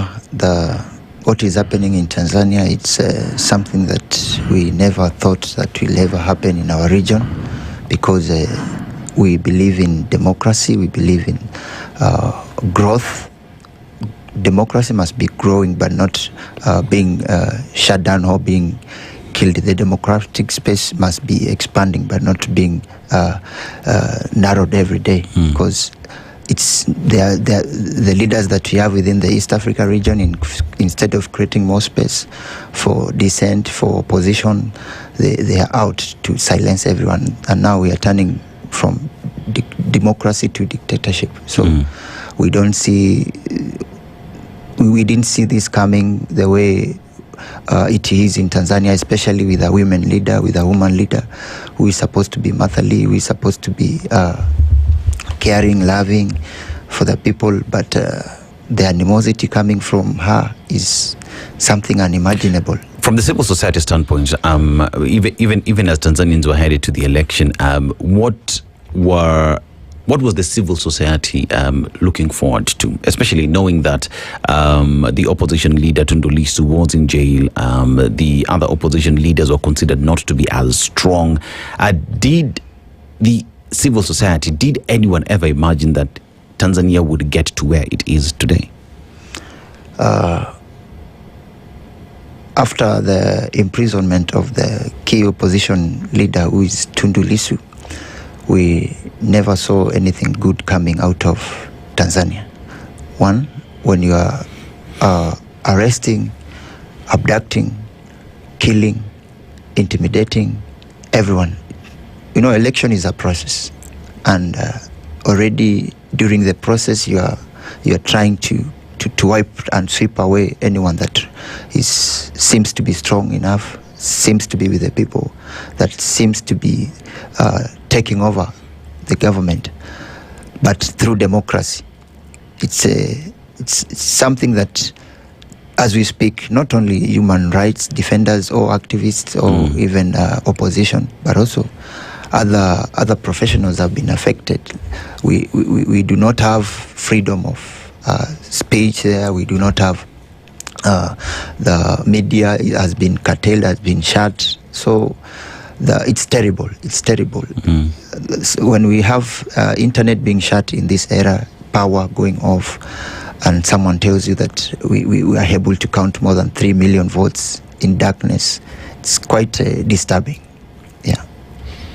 Dismas, we talk about the situation in Tanzania, and one of the things that continues to stand out is the fact that the media was in total blackout, the internet was shut down, so pretty much Tanzania was closed within itself. I remember I have a friend who lives in Tanzania, and I just tried to reach out, like how it is only Saturday when she was able to reach out and tell me I am safe. I wasn't in a good place. I was holed up at work. I couldn't go home, for the entire period, and paints a picture of, first of all, a country that never expected that would happen. But here's where we find ourselves. You said we don't look at the rear view mirror, we move forward. But how do we learn from the lessons and ensure that this never happens again? I'll begin from Kasarani. You remember Kenya, for the longest time we had the Young Turks, and you have to mention Mr. Raila Odinga, who said that we have to repeal Section 2A. Section 2A is what made Kenya a one-party state. And for a long time, people had gone to the street saying, you must repeal Section 2A. But the man who had the arm and the knife then was President Moi. So everybody within KANU was saying, no, we are not going to repeal Section 2A. But President Moi shocked all and sundry when he rose up to speak, and he said, we are going to repeal Section 2A. So while there was a lot of effort from outside KANU, it took President Moi's leadership either to succumb to pressure or to give leadership and say that we are going to amend Section 2A. And I think that is the obtaining situation in Tanzania today. For any reforms to take place in Tanzania, the reforms must be driven by CCM. So the leadership of CCM has to be very deliberate and intentional that we are going to have reforms. Because you can make all the noise in Tanzania today, you can go to the top literally of Mount Kilimanjaro and say you want reforms, but the reforms will not take place till the leadership of CCM takes the position. And in my view, it serves CCM's leadership, it serves their selfish interest for them to accept reality. There are things that have changed from the time they formed CCM from Mwalimu Nyerere and Abeid Karume, that the demographics is evolving, and they have to respond to the interests and aspirations of all the citizens. And one of the key things that, in my view, they must address, while Tanzania is a sovereign state, but we are members of the East African community, so all of us have got an insured interest in what is happening within East Africa and indeed the entire world. In my view, is for the leadership to accept reality and say that we are not going to be driving using the rear view mirror. We must accept change, because if you don't accept change, you are going to have a latent fury which again will explode in, the next time they're going to have an election. How do you read what Dismas has talked about in terms of CCM has to be at the front in these changes? But right now, what we're seeing is the people of Tanzania want that change today. The people of East Africa and the citizens of the world are telling Tanzania it can no longer be business as usual. How does then the leadership of President Samia Suluhu look at the fact that the leadership is there, the presidency is there to serve the millions of Tanzanians? It's ironical for any of us, especially in Africa, to purport that the desired changes will come when the leadership finds it fit. And yet these are the oppressors. If the leadership of CCM was serving the interests of Tanzanians, they would have listened to what Tanzanians wanted. No reforms, no election. There should have been the reforms before the election. And then if she would have won, then should have been a legitimate president. So I don't think that is at the behest. The changes that the Tanzanians want should be left to the mercy of the leadership of CCM, because this is the same oppressive regime, or oppressive dictatorial political party they are fighting. So you cannot expect them to make changes at some point that they know, just like Moi did, they're going to be ousted out of power. Moi did not find it fit to repeal Section 2A. It took people dying. It took international intervention. It took people like, Timothy Njeri, being beaten in the streets. We all saw that. Paul Moite and many others, Orengo, who are agitating for the change of repealing of the Section 2A. So it was not the goodwill of Moi, just like it's not going to be the goodwill of Mama Samia Suluhu. It is the people of Tanzania, just like the Kenyans did, who need to continue agitating. And they should not wait for 5 years, because this is what we need to remember. A bad election gives you a leadership that does not serve your interest. Because if they were serving your interest, they would want to consider what you're saying, so you can agree the next term, whether 4 or 5 years or 7 years, like Rwanda does, this is how we are going to operate. A president is not a leader of a nation, in my opinion. A president is an employee of the people. So you cannot say, I'm going to be in office no matter what. The people we employ in our houses, in our businesses, they don't stay with us by force. Before the guest comes in, it's important to separate theory and practice. What Josphat is talking about in theory, 100% accurate. That is the way it's supposed to be. But it's not linear. Even after President Moi said you're going to repeal the constitution, Section 2A was done, he knew that the maintaining status quo was not sustainable, that there was immense pressure. And to save the nation from riots, from political violence, he had to... And he did it. Everybody else in the room just dropped to the ground. People were shocked. Say, President Moi, I said repeal Section 2A. But he midwifed the process. And guess what? He was the president for another 10 years. So it's possible for CCM to midwife the process and ensure that their selfish interests as a political parties are captured. Because if they don't have a leadership, then you're going to have a bloodshed. Let me go to Felix. Felix, we've had both sides speaking, right? So there is the aspect that the leadership has to want that change. They have to lead from the front because the people are pushing it. Josphat says we cannot wait. Not only just because I just don't want to look at Tanzania, but I'm looking at it in terms of the continent. The continent, the people of this continent, the citizens of the continent cannot sit and wait for quote unquote a bad governance to want to change. All right. So with where Tanzania finds itself today, with where Mama Samia Suluhu finds herself today, is she the right person to lead the change in Tanzania? And can she? I don't think that Mama Samia Suluhu is the right person to do that because, one, she has been a key player in bringing the country where it is now. She has been there when Tanzanians were on the streets, when Lissu came out with a no election, no reform statement. She was in Tanzania. What does this tell us? That our leaders have not been listening to the people. Because if they were, we would not be where we are today. this arrogancy and tendency of ignoring the masses is something that is going to lead us to more bloodshed, because people will always resist no matter what. There are suggestions that there is need for interim government in Tanzania.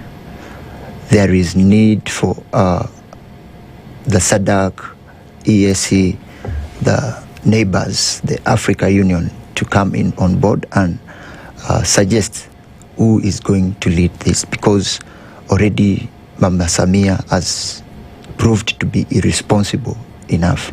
But Felix, we were talking about an interim government, but let's look at, because we can't talk about what others want without reading the constitution of the country that is Tanzania. Sure. You know, once elections have been done, results have been announced, you can't challenge that in a court of law. And the only other court that is in jurisdiction of Tanzania that can hear that matter does not have the powers to do that. So in terms of elections being called out and a president, Samia Suluhu is the president. That is a fact. But here is a question where, how then does these other bodies, we talk about the African Union, we know what the chairperson of AUC said, congratulated Mama Samia Suluhu. Later, the African Union report came and called out that election, saying the election was sham, right? But we look at the East Africa region, what is President William Ruto saying? Supported and congratulated Mama Samia Suluhu, you know. Other African leaders are silent, but silence as well is communication. It's communication, whether we like it or not. So in terms of Samia Suluhu, the people of Tanzania and the region and all these other governments just finding a solution for Tanzania, number one, is constitutional change a must, a way to look at it as a solution for Tanzania? I've found that our leaders are only using constitution when it's protecting them, it's suitable for them. But when it comes to the masses, they tend to operate outside the constitutions, the respective constitutions of the East African countries. So, suggestion or coming up with an idea of having an interim government, it's something that we all know it's not within the confines of the Tanzanian constitution. But what if the worst of the worst comes? What do we do? Because now we will not abide to the constitution when it's favoring them. I think it's high time now we abandon this constitution and we review it, because there is need for the constitutional reforms itself. It's not working well for the Tanzanians. So, if you look at it from what you're saying, is it that we revert to what the true spirit of leadership is, that the people are supreme than any constitution? Exactly. Because you cannot use a constitution of any country to suppress or oppress the same masses. People who came up with the same constitution. So if the people are disgruntled, that whether these are the Tanzanian or any other country, by a constitution that they have at the moment, reviewing it should not be a challenge. They should come out if they need to continue agitating. And I like what the Zambians did. I'm not a stone thrower myself yet, but you're practicing. I'm learning. You saw what they did to their president because of merely sending the congratulatory messages to Mama Samia. That's a disgruntledness we are talking about in Africa. So how then do you feel as a Free Kenya movement, where are we as a population of Africa in terms of understanding that we, the people of Africa, are superior than any constitution, than any president in whichever country we come from? I think it's high time for those who are in power to learn, because they are united to suppress the masses, the citizens of East Africa. And these citizens are going to unite because they are they are sharing their problems. We are going through abductions in Kenya. Tanzanians are doing the same. We are witnessing arbitrary arrests, trumped up charges, and these, like, they are using the same manuscript to lead these three countries. So now that the animal that is chasing us as East Africans is one, we have to unite and face that animal. Dismas, before you chime in, let's look at the question that is us as a continent, right? Because I just don't want to limit this conversation to just Tanzania, but it is an example of, first of all, how not to have an election and how not to lead. As a continent, as a people, are we so hungry for better leadership? Do we participate in elections with a view of changing leadership in our jurisdictions, in our countries? Do we take time to scrutinize each and every leader that comes forth and says, I want to lead you, and this is my manifesto, this is my promise, and this is where I want to take the country? Or do we take a back seat and say, a politician will come, this is what they will say, and I will just vote?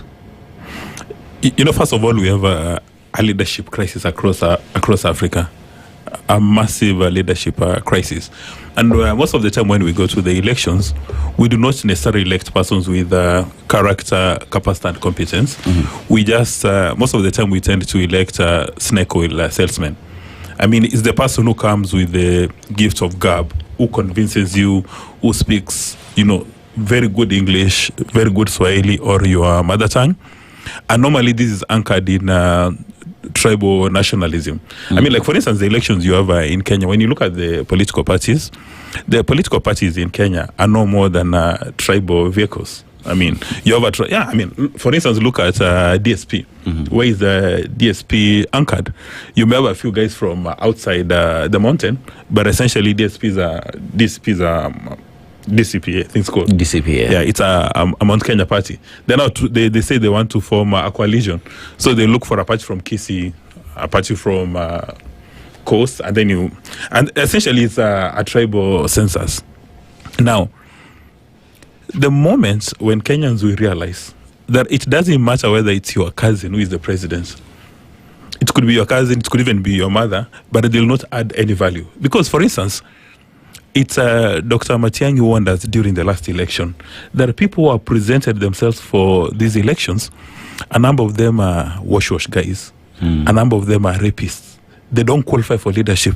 But guess what we did? We voted for them.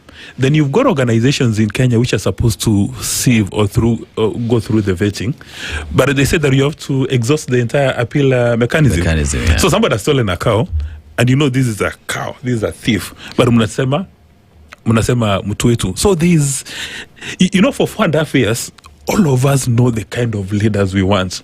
We go through history, we go through philosophy, we go through everything. Go through pain and tears and cries. Yeah. But as we approach the ballot, then if you're Onyango, you remember, there's Omondi. There's Omondi who is running. Yeah. And this Omondi, evidence from all governance institutions demonstrates that he has no capacity to lead. But you vote for them.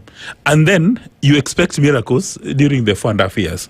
I mean, these people, we say that they cannot even become chairman of the local cattle dip. When you're having a funeral or a wedding, this guy cannot be the treasurer, but you make him your governor. And then you expect miracles. For instance, you have a piece of legislation on anti-money laundering. So how do you expect guys who are beneficiaries of wash? We are told there are members of the National Assembly to support that piece of legislation. But now Nyamweya raises fundamental issues which require a lawyer. If you're going to change the constitution, are you going to use constitutional means to change the constitution, or you are going to use unconstitutional means to change the constitution? When he says that that now Tanzania needs to, that Africa Union, SADC, they need to get an interim leader. I mean, how do you do? What is the framework of? Is the interim leader going to be Tanzanian, or is going to be from Kenya or Nigeria?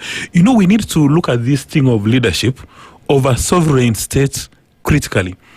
When Kenya was faced with a similar situation after the 2007 elections, a gentleman by the name Kofi Annan jetted into the nation, and there was an amendment. You remember the Nusumukate administration, but still the person who signed the amendments to law was President Mwai Kibaki.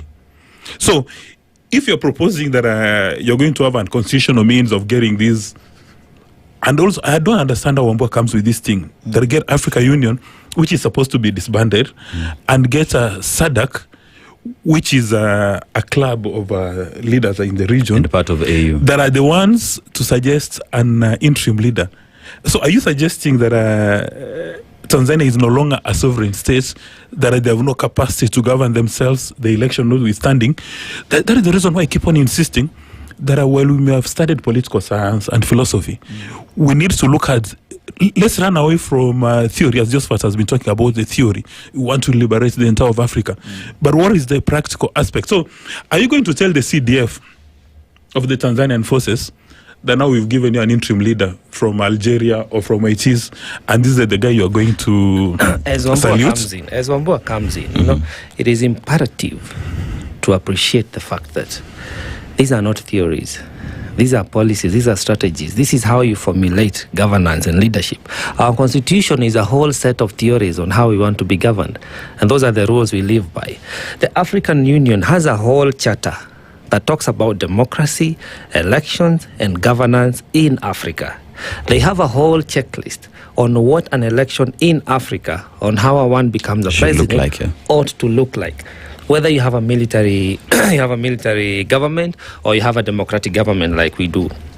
So, the African Union is a major stakeholder in this process and in all processes of Africa, because we cannot have people overturn the will of the people and then they go and have a sitting in the African Union and they'll be speaking there saying, the people that I represent, given the country they come from, are saying this and they want this. That's a huge disconnect. So everybody must be held accountable. The African Union must step up in policy.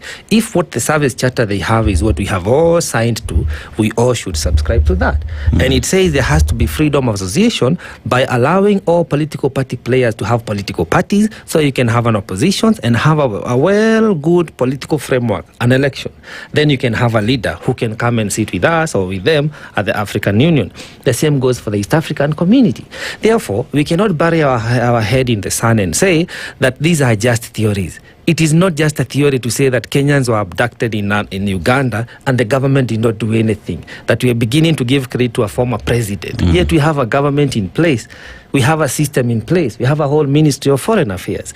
Kenyans have died in Tanzania. The least that should happen by now, those bodies should be here, so the families can bury them, mourn and bury them. So we have to agree that these are not just theory. This is the calling for the rule of law. The rule of law is very clear. 1 + 1 should be equal to this. Anything outside that, then Wambua and all of us should stand up and say, this is not acceptable. Wambua. Again, it's sad that, as I have been saying here, repeatedly said, that we want to be so religious on the Constitution when it's protecting them, but not the people. When we talk of Tanzania, we respect Tanzania as activists, as human rights defenders. We are not, we have no any interests with the leadership of Tanzania. But when it comes to violation of human rights, now we come in.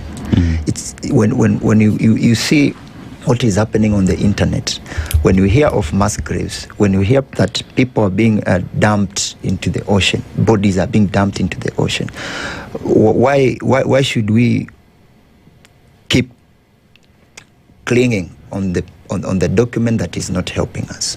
It's high time that these bodies come up, or else the people themselves, who are more supreme than the Constitution, will rise and will put in place those who they feel that will govern them or lead them in a better way. You cannot lead people without their consent. You cannot impose yourself onto people. It's high time that we reason as people, we reason as East Africans, and we speak as Africans. Because if Tanzania had no independence in 1961, maybe other regions, other countries in the region would still be colonized, would have taken longer. But Tanzania had to provide that space, and the same should happen. We also need to provide space for others also to grow their country, to grow their constitution, to grow their democratic space. Yeah. You know, it is interesting that we're having this conversation at a point where we have divergent views, you know. So there is the aspect of what democracy is. And you see, whether a theory or not, we look at what is the best practice in having a good election? What is the best practice in protecting human rights? What is the agreeable bare minimum for each and every single leader out there? Because when we sit and say, the election in Tanzania, was it free and fair? That's the question in this room. Was it free and fair? Another question would be, did we even have an election in Tanzania? Or is it an election on paper, but on ground, different? You know, these are the questions that we have to ask. And when you look at, say, the East Africa Community Charter, what does it say in terms of your membership? The kind of government you have, the kind of elections that is agreeable in EAC. Then we go to SADC. What does SADC again speak with regard to all these issues and all these theories we're talking about? We come to Africa Union. What does it say about elections? What does it say about democracy? What does it say about a president, a military government, and all that? And if we take all those and put them on the table and just dissect, there are some things that just did not happen. So my question is, knowing that that is where we are as a continent, this is where we are with Tanzania. First of all, African Union, how would they admit a president at its sittings when knowing very well the charter with which it ascribes to, the East Africa Community, the charter with which all the member states ascribe to, SADC, all the member states ascribe to specific tenets that were not met? How do they go about it as a measure of ensuring that whatever happened in Tanzania does not happen in any other country? Or if we see them admit them, it is a question of, we are here to eat, it's just not our time yet. You've raised very important and pertinent questions. The only challenge is that Africa Union has no capacity for what you're talking about. Because who controls the Africa Union? It's the same heads of state you're talking about. The only time Africa Union comes in and takes a decision to expel a country or membership is after a military coup. When there's a military junta, then that one, they are very fast. But you will notice that at every point in time, the only thing they do is to issue a statement. And if you go through the statements they've issued, it appears like there's a template. It's always the same thing. So expecting the Africa Union to do anything is expecting too much. In my view, for any country to have a democratic election, the processes must be internal within the sovereign. And it's Barack Obama who said that a democracy is actually, it's an ongoing experiment, that you have to keep on trying to make sure that this thing works within your expectation.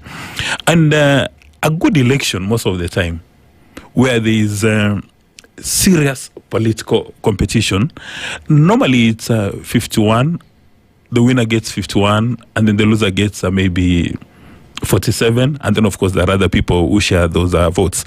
And also, before you can say whether an election was free, fair and credible, you have to look at the 5 years before the election.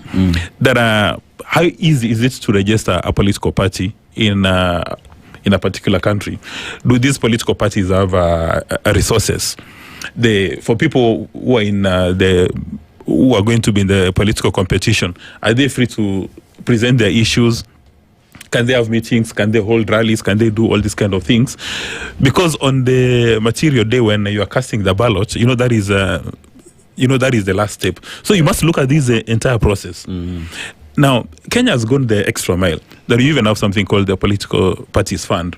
There are these political parties. They're special purpose vehicles, but they are given funds. And it would be very interesting to get the Auditor General's opinion about how the resources are spent. But the political parties have got resources. And then the politicians in Kenya essentially have got a blank check. They can do whatever they want to do. They can hold as many rallies as they want. Now, the reason why it's important for CCM to offer leadership is for the same reason I've given about President Moi. There was pressure, but at the end of the day, he had the arm and the knife. I did refuse to accept Section 2A. There would have been pressure maybe for another 1 day or another 2 days or 1 year, but it should have brought attention. So it's important for CCM to appreciate that having status quo is no longer sustainable. That they have to wake up and smell the coffee, that the population needs change. But for this process to be smooth and efficient and effective, it has to be midwifed by the CCM leadership.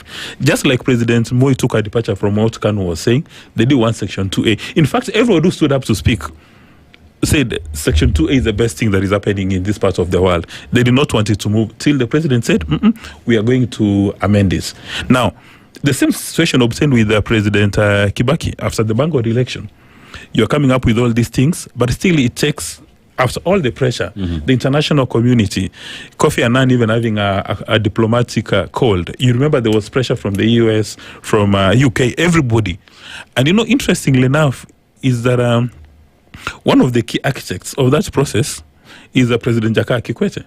I mean, you remember he was in town, and so this thing happened. But when the legislation went to the National Assembly, still it took President Kibaki to sign it into law.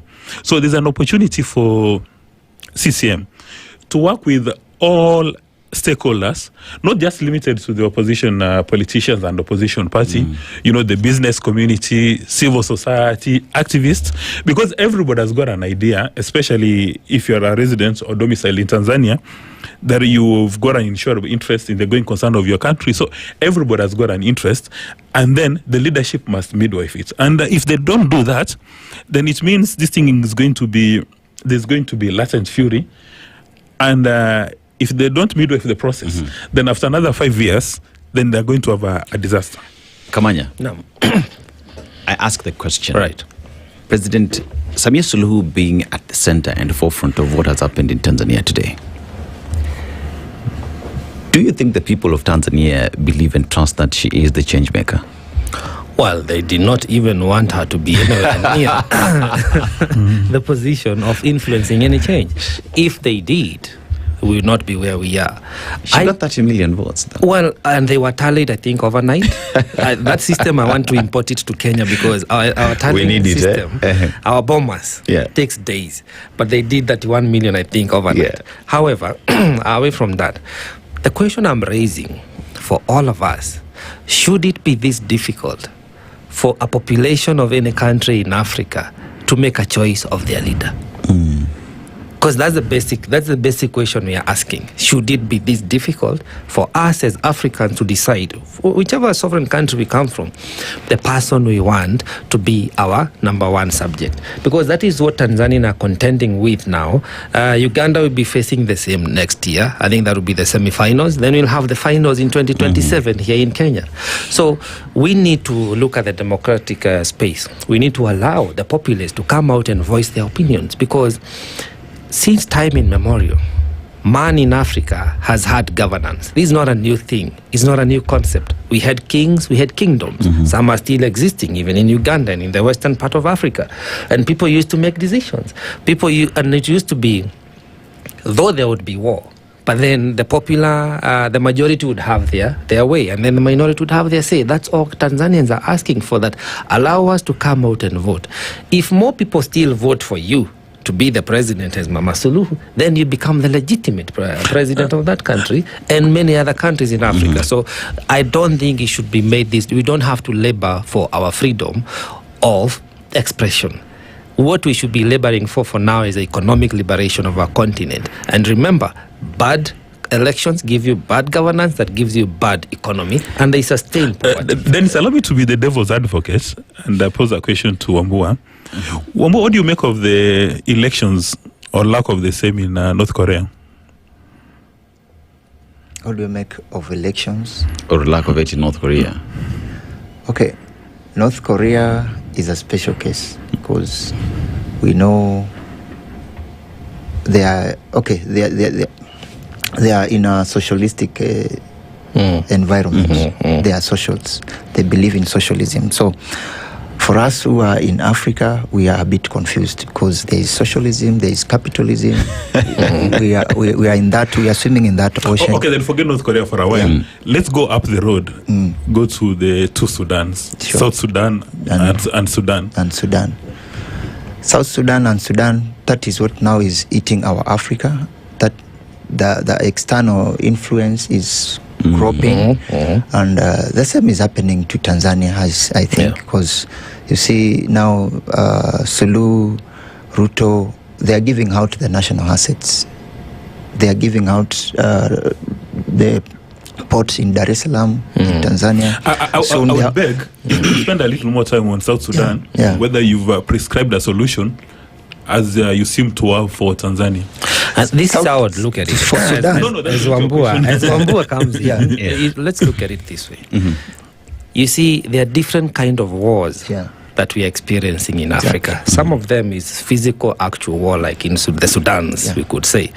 And others is now suppression of the human rights, where they cannot import a war into a country. Like Kenya, we take guns and go to the streets. They attack our freedoms and our rights. Now, a bigger question would be, before we talk about the lack of the election in Sudan, so in Africa, we know there is no production of guns. But how do we sustain a war years on end in any African country? That's the infiltration Wambua is talking about. That the external forces come. But Kenya produces guns. Well, how many? Guys. And to whom do we supply? Let me be the midwife here. These are the things we need to... let me be the midwife here, right? You want to midwife the process? Let me midwife the process, and we must get this baby today with solutions, right? How I look at the situation here, whether you look at Tanzania, whether you look at Sudan, at Libya, let's look at the entire continent as a whole. And I would, even before I talk about that, let's look at what is happening in EU. 27 countries have come together, have agreed a single currency, and things seem to be working for them in a good way. We come to the continent, the African Union itself, even in terms of its own budget, it is monies that have been donated by those who would say neocolonialism is taking place in the continent. And I look at it in terms of, as a continent, as a people of this continent, what really do we want? Do we want a democracy that is engineered, a democracy that has been prescribed by us as Africans? Not democracy where we've gone to benchmark in the US, because Africa, we're good at benchmarking. But that as a continent, we've sat down and decided that, guys, enough is enough. These are our problems and these are the solutions, and that each and every single country is bound by these solutions that we have prescribed to ourselves because we've seen the problems that we have. When you talk about Tanzania, in Kenya, it is not because we do not have anything to talk about. I have a colleague who was shot at the bathroom in Tanzania the other day. I have a friend in Tanzania who could not go to her house for 5 days. We have Kenyans who've been killed in Tanzania. We sit here today, Oyo and Njeri have been arrested in Tanzania. Authorities have told the world, in Uganda, have told the world that they do not know where these two Kenyans are. Until the head of state comes out and finally admits that, yes, we had these individuals, we pulled them up and we put them in a refrigerator. Yet, that midwifing as well took place by the former head of state. Yet we have a government of Kenya with a sitting head of state and a Foreign Affairs Principal Secretary. You go to Sudan. What is happening in Sudan? Again, clamor for leadership and power. And you find people killing each other for the sake of leadership. And I ask myself the question, when will we as the people of Africa say enough is enough? We need proper change, because that change will not get here unless we as a people say, this is what we want and this is the direction we are taking. My humble submissions. We have a minute. Well, I think mine is simple. We need to decolonize Africa. For a second time. Yes. And so that we can excel. Simple. We need to decolonize Africa. Regardless of the phase you are in as a country in Africa, take charge. You, the people of that country, we, the people of Kenya, we own that country. The process is ours to execute and to propel. You cannot wait for the benefactors of these colonial systems to give us the change we deserve. That will never come. So let's decolonize our continent. Felix. It's high time. It's high time. We write our own history now. We start writing our own stories. It's it's time that I'm seeing another scramble and partitioning of Africa again. So as people of this continent, we have to wake up, we have to raise and say no to these people who are coming with goodies that are meant to colonize us again. Thank you. You remember there was a struggle for the new constitution, and eventually when President Kibaki took office, the late John Mishuki came and admitted and said, wait a minute, in fact we didn't even want another constitution, we just wanted President Moi out. And President Kibaki led the nation using the old constitution in a very solid manner. So everything that you've described can be answered in 3 words. You need leaders who have character, capacity, and competence. You can have the best constitution in the world, but if the leadership doesn't have character, a complete waste of time. A good place to end the conversation this morning. Felix Sombua, National Coordinator, Free Kenya Move, Tanzania's polls in question. What next is the question at 8 a.m. Good morning. The latest news from around the world. 94.4 Spice FM.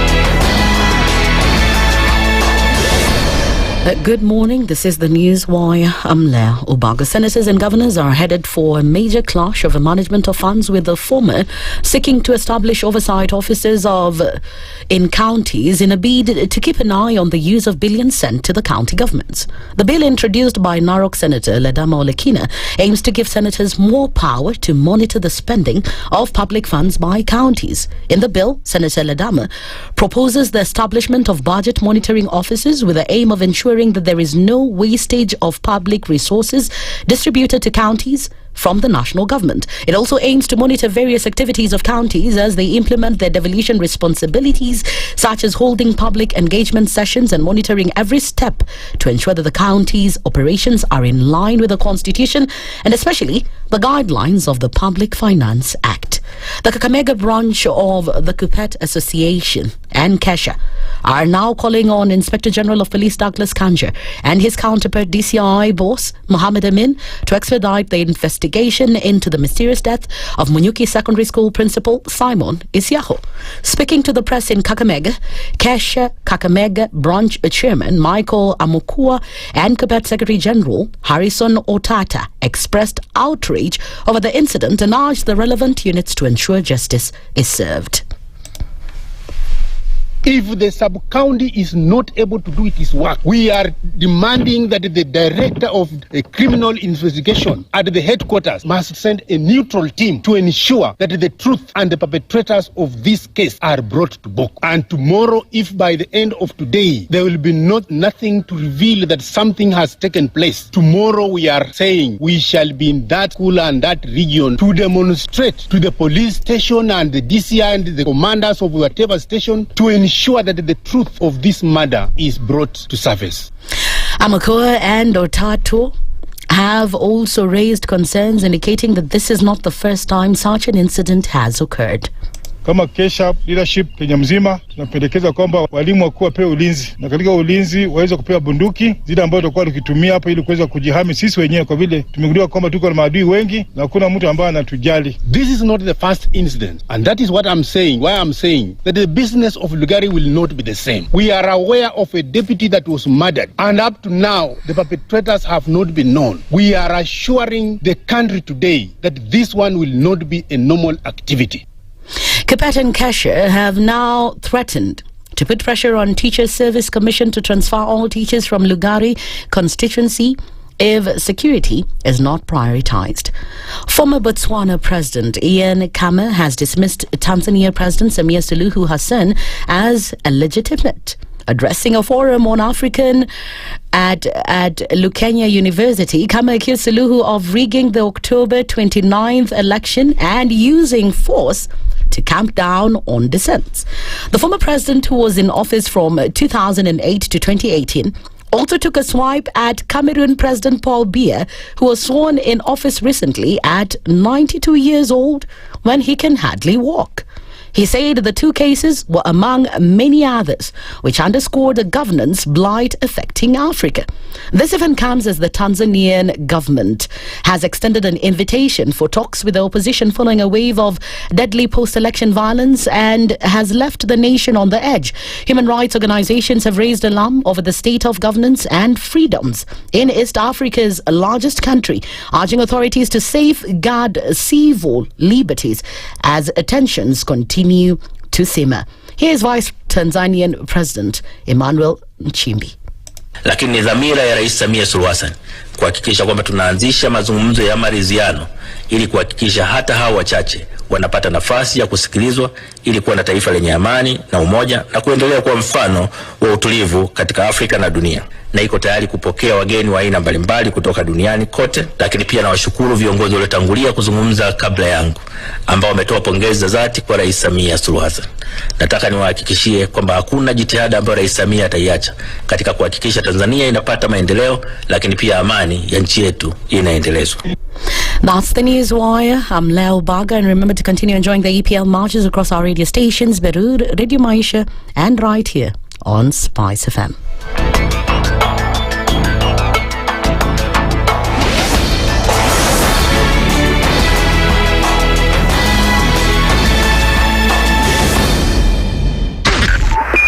.5 Spice FM, Kisumu. The following takes place from 6 a.m. to 10 a.m. every weekday on Spice FM. We look at the utterances of leaders who are aligned to broad-based, who are initially in ODM. We thought they stand for something. Now they've been exposed. Because we are a third world country, we are poor. And not because we don't have resources, but we have been robbed senseless. Look at the wasteful expenditure. Look at how large government lives. And we've said this is something that can be controlled. It happens in many other countries. Internally, we used to stand and tell him, boss, hii kitu ni mbaya. And you'd say, now he doesn't, let me tell you, you saw the other parliamentary group meeting. People went there, sat, listened, looked at him. There was no plenary left. The Situation Room, Kenya's biggest conversation. Good morning, and I love your show. Thank you. Having come from a Kikuyu radio background, I migrated to Spice because of the content. I was born in a slum, but somehow I got a break in life. So sometimes when you see the sweating coming out because of the passion and whatever it is, behind the noise, there are people. And we share the same umbilical cord. It shouldn't be like that. I am so disappointed. We used to tell Honorable Raila Amolo Odinga that he's doing politics of conmanship. And even President Uhuru Kenyatta, serikali hii ndio iko na conmanship ya hali ya juu. You cannot promise people that you reduce tax, then you double. In politics, there is the issue of trust. For you to turn around and then stab the same people who gave you that trust, there is no other level of dishonesty. Imabo, utaona dunia tu. The Situation Room, Kenya's biggest conversation. One of the things that are ailing our country is negative ethnicity. You find you as a state officer, instead of thinking as a Kenyan, you think like a tribal person. Let me tell you something. The biggest problem we have had in this country is a leadership deficit. There is nothing that you are going to do in the process of change if you are not a risk taker. So you really have to pursue your vision to a logical conclusion and even be ready to step on people's toes. When it comes to the economy, you can run away with it. They say statistics are like bikinis. They reveal a lot, but they conceal the vitals.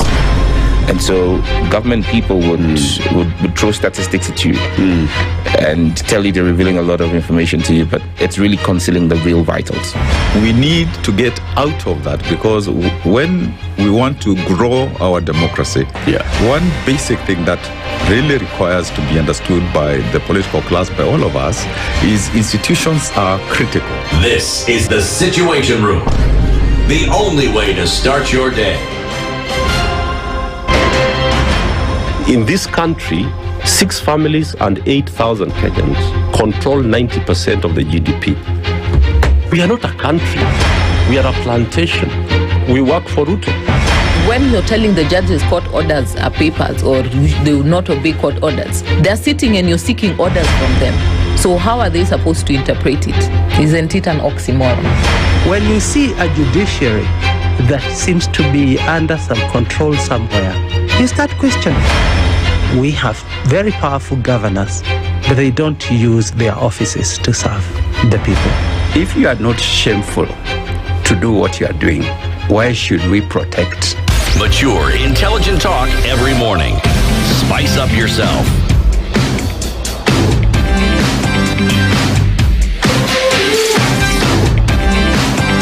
Mornings done right. 94.4 Spice FM, Nairobi. It is exactly 9 minutes after 8 a.m. Welcome to Kenya's biggest conversation, the Situation Room. We continue to have conversation. This hour we shall be having a conversation on on 2027. Our guests are seated. Senator Okongo Omogeni, Nyamweya County Senator, as well as Douglas Mbilu, Speaker, County Assembly of Makueni. As we just have a discussion on political strategies and alignments. Karibuni sana. But before we get to that conversation, I just want to tell you guys of a plan. Imagine we're all from a weekend, and from this weekend you're having a barbecue. So someone's talking about their next investment, another is talking about their retirement plan. You know, one is here talking about I need to build a house somewhere, and in all this you just sit there and asking yourself, what's my plan? Another would ask you, what's your plan? I see a lion. Makes it easy for you to start. It's never really early. It's never too late for you to start. ICA has a plan for everyone. And again, the question, Senator, is what's your plan? And insurance and investment options are there to help you grow, protect, and plan with confidence. ICA comes on board and ensures that all these plans that you have, they are there to give you a head start, to guide you through it all, to ensure that you have a proper plan into the future. ICE Lion is helping you secure your today and build your tomorrow. But again, the question always is, what's your plan? But when you have that plan and you've made all this money, you have all these investments, there is a place that you need to spend this money. And a place that can help you even track it, Bona Senator, is by Speaker, is by ensuring that you have a good internet, because everything is mobile banking. You know, you track your funds through the internet and all that. And that is why one thing we've all learned is that life doesn't just stop, and being connected makes all the difference. Whether it's working from home, gaming, or running your business online, we all have those moments where fast internet saves the day. You can imagine a situation where you're seeing a transaction is coming and then all of a sudden internet imepotea, you're not sure ipesa imehang wapi. But when you have a proper and reliable internet, it will ensure that you follow the process throughout. And that's exactly why Airtel Smart Connect Home and Office Wi-Fi is such a win. Unlimited data, fast speeds, battery backup. It's basically the Wi-Fi that never lets you down. Let's make this fun, right? For those who are listening to us, I think let's give them some little bit of work. Share your connected moment with us to our socials. Talk to Christine, our socials at SpiceFM KE. Tell us that one time a reliable internet connection made a difference in your work, family, life, or hustle. Dismas, could be you wanted to send I love you, but internet ikakatika. It never got there on your anniversary, you know. And the best story, best story of that time internet made sense for you and make things move is what will get the airtime. Go ahead to our social, share your story, and remember to get your own Airtel Smart Connect. How do you get that? 0730 100 500 for quick home delivery and setup. That's 0730 100 500.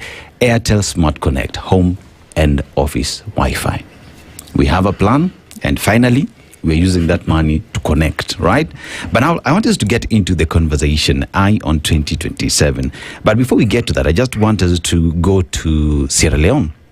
And Sierra Leone is a country that is located in the southeast coast of West Africa, bordered by Guinea to the north and Liberia to the south. Now, the country was founded in the 18th century as a settlement for freed slaves. And this country today gave us a proverb. And this proverb, a waterside stone is not afraid of the rain. The stone is nearly always wet. Let me repeat it again. A waterside stone is not afraid of rain. the stone is nearly always wet. Senator, how would you interpret that? You know, I was still thinking about what you began with. What's up? Your plan, eh? And you know the way you spoke like President Ruto. We have a plan. My plan is very simple. My plan, if I could get my way, is to make President Ruto one-term president. That's my plan. Okay. Because many Kenyans, you know, you're talking about people planning investments, quality life after retirement. In the economy that we're in, the situation that we are in now, that doesn't make sense to a lot of Kenyans. The plan I want you now to have is to interpret my problem. So I don't want to lose sight. I don't know. How do I interpret that saying? You said the waterside stone is never afraid of rain. The stone is nearly always wet. See that stone that is always next to a river does not fear rain because it is always wet. How would you interpret that? I think what it's telling us is there is very little you should fear in life. Every challenge you face every day, it's always there with you. There is nothing really new under the sky. Because the stone is next to the river, it's always wet. So it doesn't fear the storm.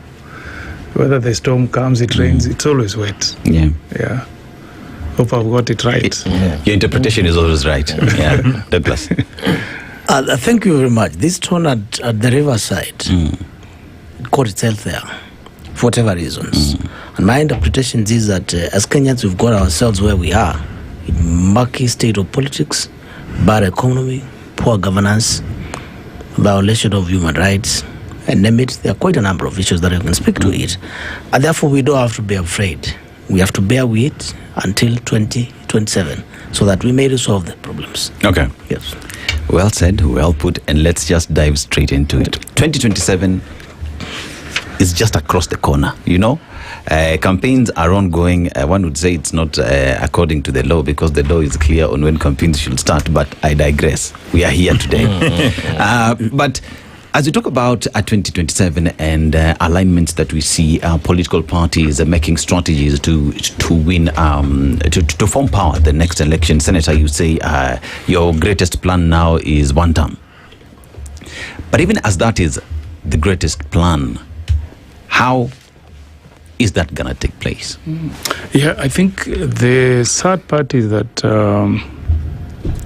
we are witnessing the death of multi-party democracy in Kenya. Because in a multi-party democracy, parties exist to take power from the regime that is in power. You are always an alternative government. Whether you are in a parliamentary system or a presidential system, you always look forward to bringing better policies than the regime that is in power. So what we should be talking about in Kenya is how the next biggest political party is scheming to take over power from a regime that is failing. That is the Uda regime. But now you have come up with this thing you're calling, some say it's broad-based government, whatever it is. Your party is in it. And I began by saying the sad part, you know, the sad part. And you're now witnessing people who are in a party that should be preparing to take over power, to provide different, better leadership, saying that we are going to support this government up to 2027. You know, you cannot tell Kenyans that you're going to work with a government to the tail end of the regime, then you make a U-turn and prepare to take over power from that regime. If you look at advanced democracies, you go to UK, when Labour defeated the Conservative, what the Conservative is trying to do is to prepare to be a better alternative government in the next election.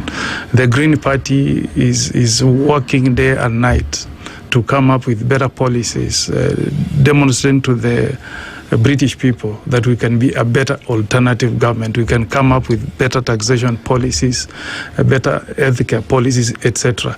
In the US, you saw we went through some elections last week. The Democrats, I think, won in Virginia. They won in New Jersey, the gubernatorial elections.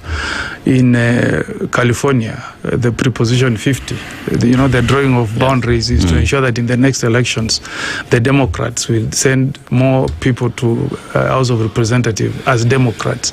They are not running helter-skelter to show that they are in bed with the Republican Party. They are actually telling Americans that this Trump is a scam with their better alternative. So I really pray that in this part of the world, we can have politics where you accept that if you have lost an election, you wait for the next 5 years to take over power and provide alternative leadership.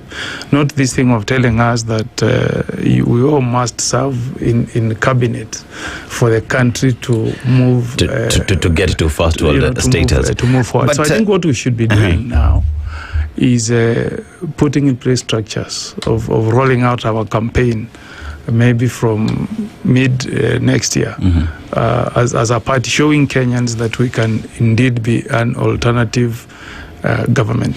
And Senator, just sticking with that for a short while. Yes, we've not had an experience whereby an elected president has been left for a whole term to do their business and deliver on their manifesto and their agenda. Then we judge them on that. Because for the last, 4 or 5 elections, there has always been a cooperation, handshake, nusu mkate, however you name it. And sometimes I feel that has compromised the authenticity of our election and the credibility of the would-be leaders, because that would have helped us to wipe out or revote again those presidents. Now, we find ourselves in a unique situation. One, there is a departed leader of the opposition, the late Right Honorable Raila Odinga. Now, his party, which was a big political party and movement and shaper of the politics, is also, as you know, which is your party, has its own domestic issues. And we hope you can put your house in order in time. But the concern is that having joined the broad-based government and wanting to remain in it, as you say, and purporting that we honor with it up to a certain time, yet the people who are the ODM members and fellow Kenyans are disgruntled by the leadership of the same regime that ODM is purporting to support.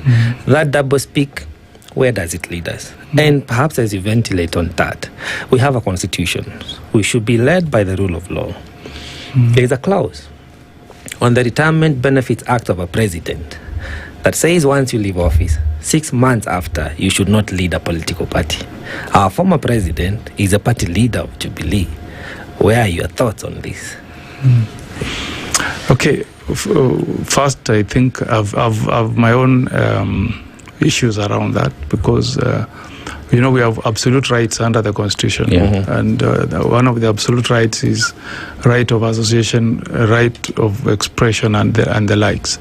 And giving you an example of what happens in other jurisdictions, I've not seen a situation where in America, the country tells a president who has retired that you cannot engage in politics. Though it's more, the way they do their politics, it's much more decent. It's not the way we do it. A party is not a property of an individual. President Obama does not own the Democratic Party. Neither does retired President Biden or Bill Clinton.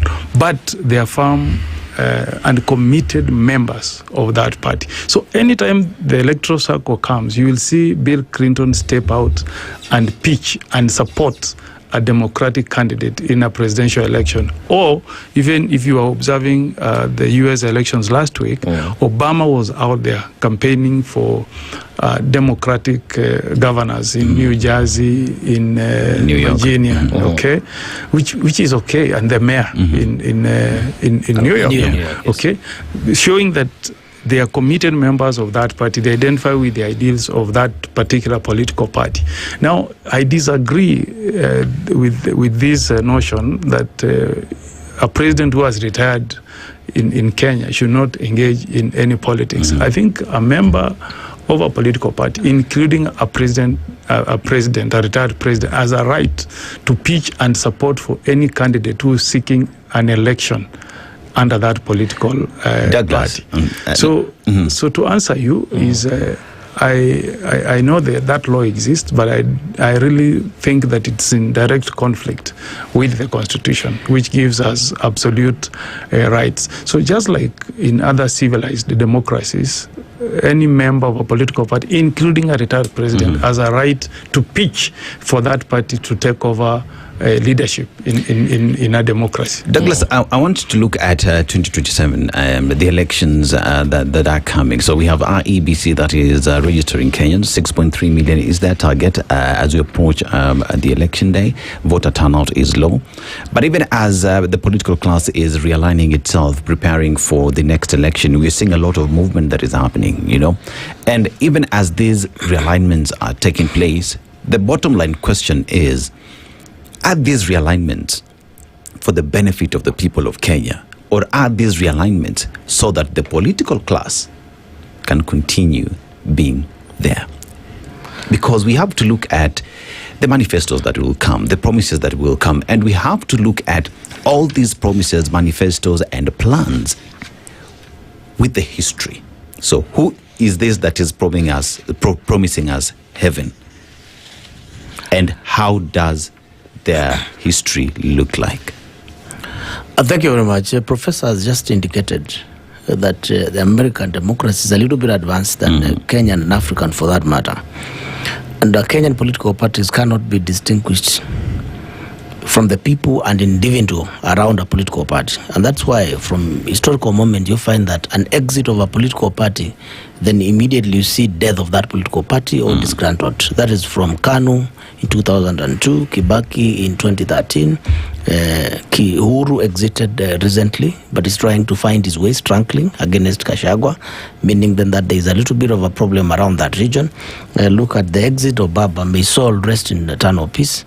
Oburu is trying to fit into the shoes, but again also he doesn't have legitimate authority of that political party. He didn't find it. In fact, for anything, he has been a beneficiary of his brother as a senator in many other ways. So Raila has been an outstanding person, and therefore it's common sense that ODM was owned by Raila Odinga and owned by people of Nyanza and largely beyond Nyanza. And therefore there's a relationship between an individual and the following that supports that political party. That then informs that for these realignments, they are not individual based as such. They are backed by the people who support that political party. And just look around it. The DCP, the Wiper Democratic Movement Party, ODM, Kenya Kwanza, UDA, look at DAP Kenya and others. You find that those political parties have their strengths in the regions that their leaders come from. Because as a country, we have more ethnic, and therefore you cannot disassociate our politics. In fact, we need to look at ethnicity in a very positive way, in a manner in which our diversity makes it good for us as Kenyans to understand our different history, our different background, economic, cultural behavior, and so forth. And therefore, you cannot divorce the two. But I also can't divorce the fact that the leadership of, let's take the United Opposition, for example, this is, he calls it coalition of the deputies. Yes. So coalition of the deputies. So let's take United Opposition, for example, right? If you look at all the leaders who are the key principles of United Opposition, they have all been part and parcel of a government at some point. Yes. They've all served together at some point. Yes. And today, as we sit here, Kenyan would ask, what is United Opposition bringing on the table that is different from that which they have always represented? Case in point, former Deputy President Rigathi Gachagua says that Kibaki did a lot of work, right? Uhuru took government, did a lot of amazing stuff, right? The government that he was party to got to power and has destroyed everything. If he is coming in with the promise of a better future, better Kenya, how do we divorce him from his previous statements? How do we divorce him from the fact that the government that he is bashing today, he was part and party to it? One, I agree with you as a coalition of deputy president for reasons, because that's a very unique position to hold in the Republic of Kenya. Way back from Jaramogi, Odiga, name them, including Saitori and these two. And you find yourself in a very difficult situation whereby your boss then is a little bit uncomfortable from one time. In fact, most of presidents are very careful with their deputies in the manner in which they get themselves. One is in next State House, the other one is far away in Karen, and how they operate is different. And that's how it has been world over because of succession and many issues. But just to put it to you, who has put the united opposition together, or who has created the united opposition? Two factions. One, President William Ruto has forced Kenyans to come together and reason and discuss the issues that are being ventilated by the citizens of Kenya. So the other component that have really put people together to be perceived as one movement is the people of Kenya, because they're against the current administration at is. And you know very well, because of issues of economy, the legislation around it, violation of human rights, democracy, cost of living, and name it. And therefore, that's what they're saying, that what brings Kenyans together is the current administration and its management of public affairs and governance. Now, whether it is going to be Kalonzo, Eugene Wamalwa, Rigathi Gachagua, and all other politicians that have been there before, even if they were to exit stage today, you will still get another subsequent leaders coming together, because already the base is united against a certain kind of an administration, which is Kenya Kwanza. And therefore, that I'm telling you that it is unlikely that our politicians will lead a front that doesn't have masses behind it. And what is influence? In fact, for the first time in Kenya, people of Kenya are more united against the current administration, said that leaders have to flow with the people. It is not the leaders convincing the people on the way. Should you fall outside that, then I'll tell you. And that explains why. And I sympathize with a lot of respect with Senator Okongo Mugani, who is a senator elected on a ODM ticket from a ODM zone for the last 5 or 10 or 15 years or so. But he can categorically state to you that the will of the people that he represents is against the current political party that he was elected on, that has gone on a broad-based government.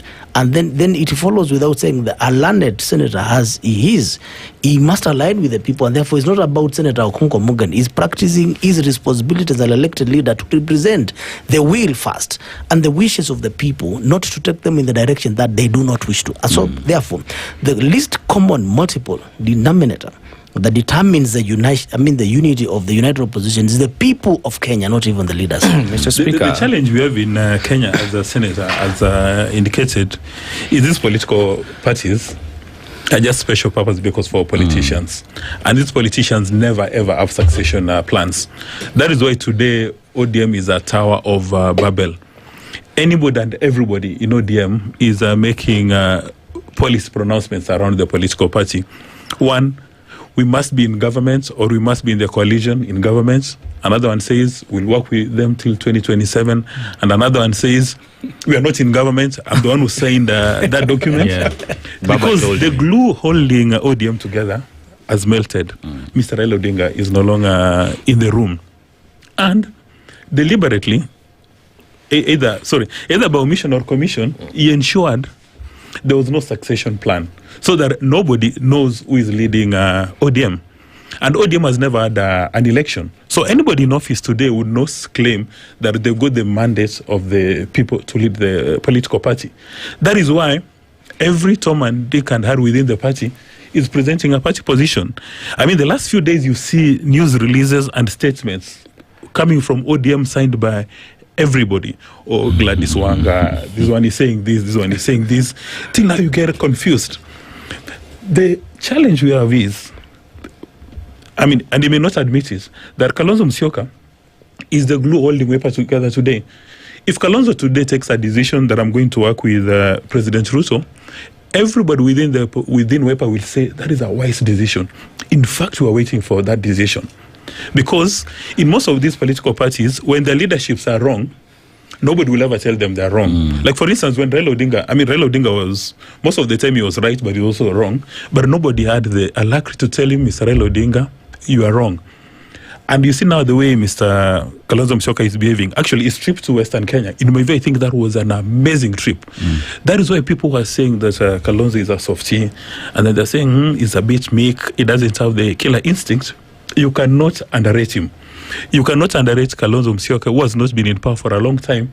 but everybody within his political party is dancing to their drum beats. That is even the speaker is very cautious with these statements, because if he mispronounces himself right now, he'll get into trouble. Now, Kenya has got very powerful politicians, more powerful than political parties, if you underrate them at your own peril. Like, for instance, this gentleman from Nyamweya, right now he's spoiled for choice on which seat to run for, because he has now aligned himself with the people. He's among the few guys who can run for any seat and they win. Even if he wants to become an MCA, he can still win. And another politician that you cannot underrate is Nairobi Governor Sakaja. People are saying, wait, it's going to be a one-term. Sakaja has managed to create an emotional connection with his voters. So while there are a number of people who are saying, he has not delivered. That is highly contested. But the base is very, very solid. Base is very solid. He's come up with a number of programs, feeding programs that people like. Even for Senator's plan, you remember he spoke about the plan to make Ruto a one-term president. Again, he's also a gentleman that you cannot underrate. Somebody who became the president, who was swimming against the tide and became president, you can't underrate. But then, how do we make progress? For us to make progress, we must develop a very high appetite for building political parties anchored on ideologies. And I think because right now, there's no difference between ODM, Kenya Kwanza, Green Party. We have got about 90 political parties. There's no difference apart from personalities. And that's where the senator comes in, Senator. If you look at the emerging political formations he mentioned, I call them the coalition of the deputies, because that's what they are largely. And then compare that or latch that on your goal of making the regime a one-term, which seems to the unanimous call by all Kenyans. We are all behind you and with you. But the looming question is, then what? Because we don't want to have a change of a person and bring in our person or our regime that will not directly serve the interest of the Kenyans. We don't want these special convoys, special vehicles to be just to settle what you call personal vendettas, like we have seen. The impeached deputy president is hell-bent, but for him, it is personal, and we know that. Then we have all these other coalition of parties that are coming together and saying they are the opposition, yet they are not, because remember, before even the deputy president was impeached, people are saying, Kufa dereva, Kufa Makanga. They wanted this regime home. Just we got one out, but we're still going for the next one. When you look at it, do we have a chance of now voting on ideology? Because culture, heritage and ethnicity, those are our resources. They should not be negatives. Do we have a chance of 2027 that we'll vote on an agenda as we take this regime and bring on board a regime that will transform us economically and propel us towards the direction we deserve? You have fantastic points, and I wish Dismas and you could join the think tanks for political. Because I like what you are bringing out, politics of ideology. Yes. If you look at many of these countries, it is actually ideology and policies that define whether you do one term or you do two terms. It's not just about coming up with rhetoric and say we are going to remove so and so. You remember in the 80s, George Bush Senior. I don't know that they call him George H.W. Bush, the senior. He was a very, very popular president, and he was destined to do two terms. At the tail end of his presidential term, he was misled by Congress, and he increased taxes for Americans. Yet in his campaign, he had given Americans an assurance that under my regime, I'll never increase taxes. He rode into office on that promise that under my regime, I'll not raise taxes. So the Americans said, no. These are deceptive leaders. He promised us will not raise taxes, and the election was around taxation. Americans just coalesced around a movement of removing Bush because he had increased taxes. That's how he lost an election. How I wish that those who want to remove President Ruto can coalesce around an ideology. Yes. And we can borrow from other jurisdictions. Singapore, when Lee took over power in Singapore, the first demon he wanted to exercise was corruption. And he said, you will not move this country forward unless we eradicate corruption. And there was nobody untouchable. whether you are a cabinet minister, you are his friend, nobody was untouchable. And we know, all of us in this room, we know that corruption is the biggest impediment on our development as a country. So if we can get parties, and I'm sorry to criticize some of my friends in the political field, if you continue this trajectory that I want to be a leader who commands the Kamba, I want to be a leader who commands Kisses, I want to be a leader who commands Central Kenya, we are losing it. Yes. We need to create a party that in Malaysia, nobody cares whether you are Chinese, whether you are Indian, whether you are Malay, you get it. Yeah. We should also get that level where if Dismas Mokua can convince Kenyans that even if he is from that small tribe called Kisi, but he has the ideologies, he has ideas that can transform the country, Kenyans should rally behind him, just the way we did in 202 behind Kepang. So the first problem is how to kill all these parties that are said to be owned by individuals. Do you know, can I tell you this? Do you know that it is you, the five of us, who fund those parties? Do you know that those parties are funded by taxpayers' money? We give them money to have structures, to have an executive director, to have people in office, to run, a party that can be a machine that is owned by the people. So if I'm funded by taxpayers, why should I have a party that is owned by a tribe called Kisi? And that brings me to the next question, Senator. We have political parties that Dismas says are political vehicles for individuals. Special purpose vehicles for individuals to get to power. But I want to look at political parties that are owned by the people. Political parties with ideologies. Political parties that address challenges and issues being raised by Munanchi. Because political parties and the leadership that are being put into office are there to offer solutions, are there to give guidance. It is like you've asked, fine, one term, and then? So what then is the plan that comes after one term? What is the plan that follows William Ruto has gone home? This is our agenda. This is our promise. We will achieve this by doing A, B, C, D. Corruption is our biggest problem in the country. What is our promise around dealing with corruption as a political party that wants to kick out the president? Because we will sit and say, fine, one term. Kenyans want one term. Fine, Kenyans want one term. But after the fact, Kenyans will ask, and then what was your plan? How are you getting us to the promised land, to Canaan, that we're supposed to head? Thank you very much. Allow me to disagree a little bit on the fact that Kenyan political parties are owned by individuals. In fact, Kenyan political parties are centered around ethnic groups, whether Nyanza, whether Kisi, whether Coast Region, whether Kambani, and so forth. And we cannot run away from that from 1963, because we have to look at the aspect of civilization of our people, the nature of our academics in school and the curriculum the way it is, and how we have socialized the young people that are called Gen Zs. Perhaps in future, in the next 10-15 years, you will be getting where we are.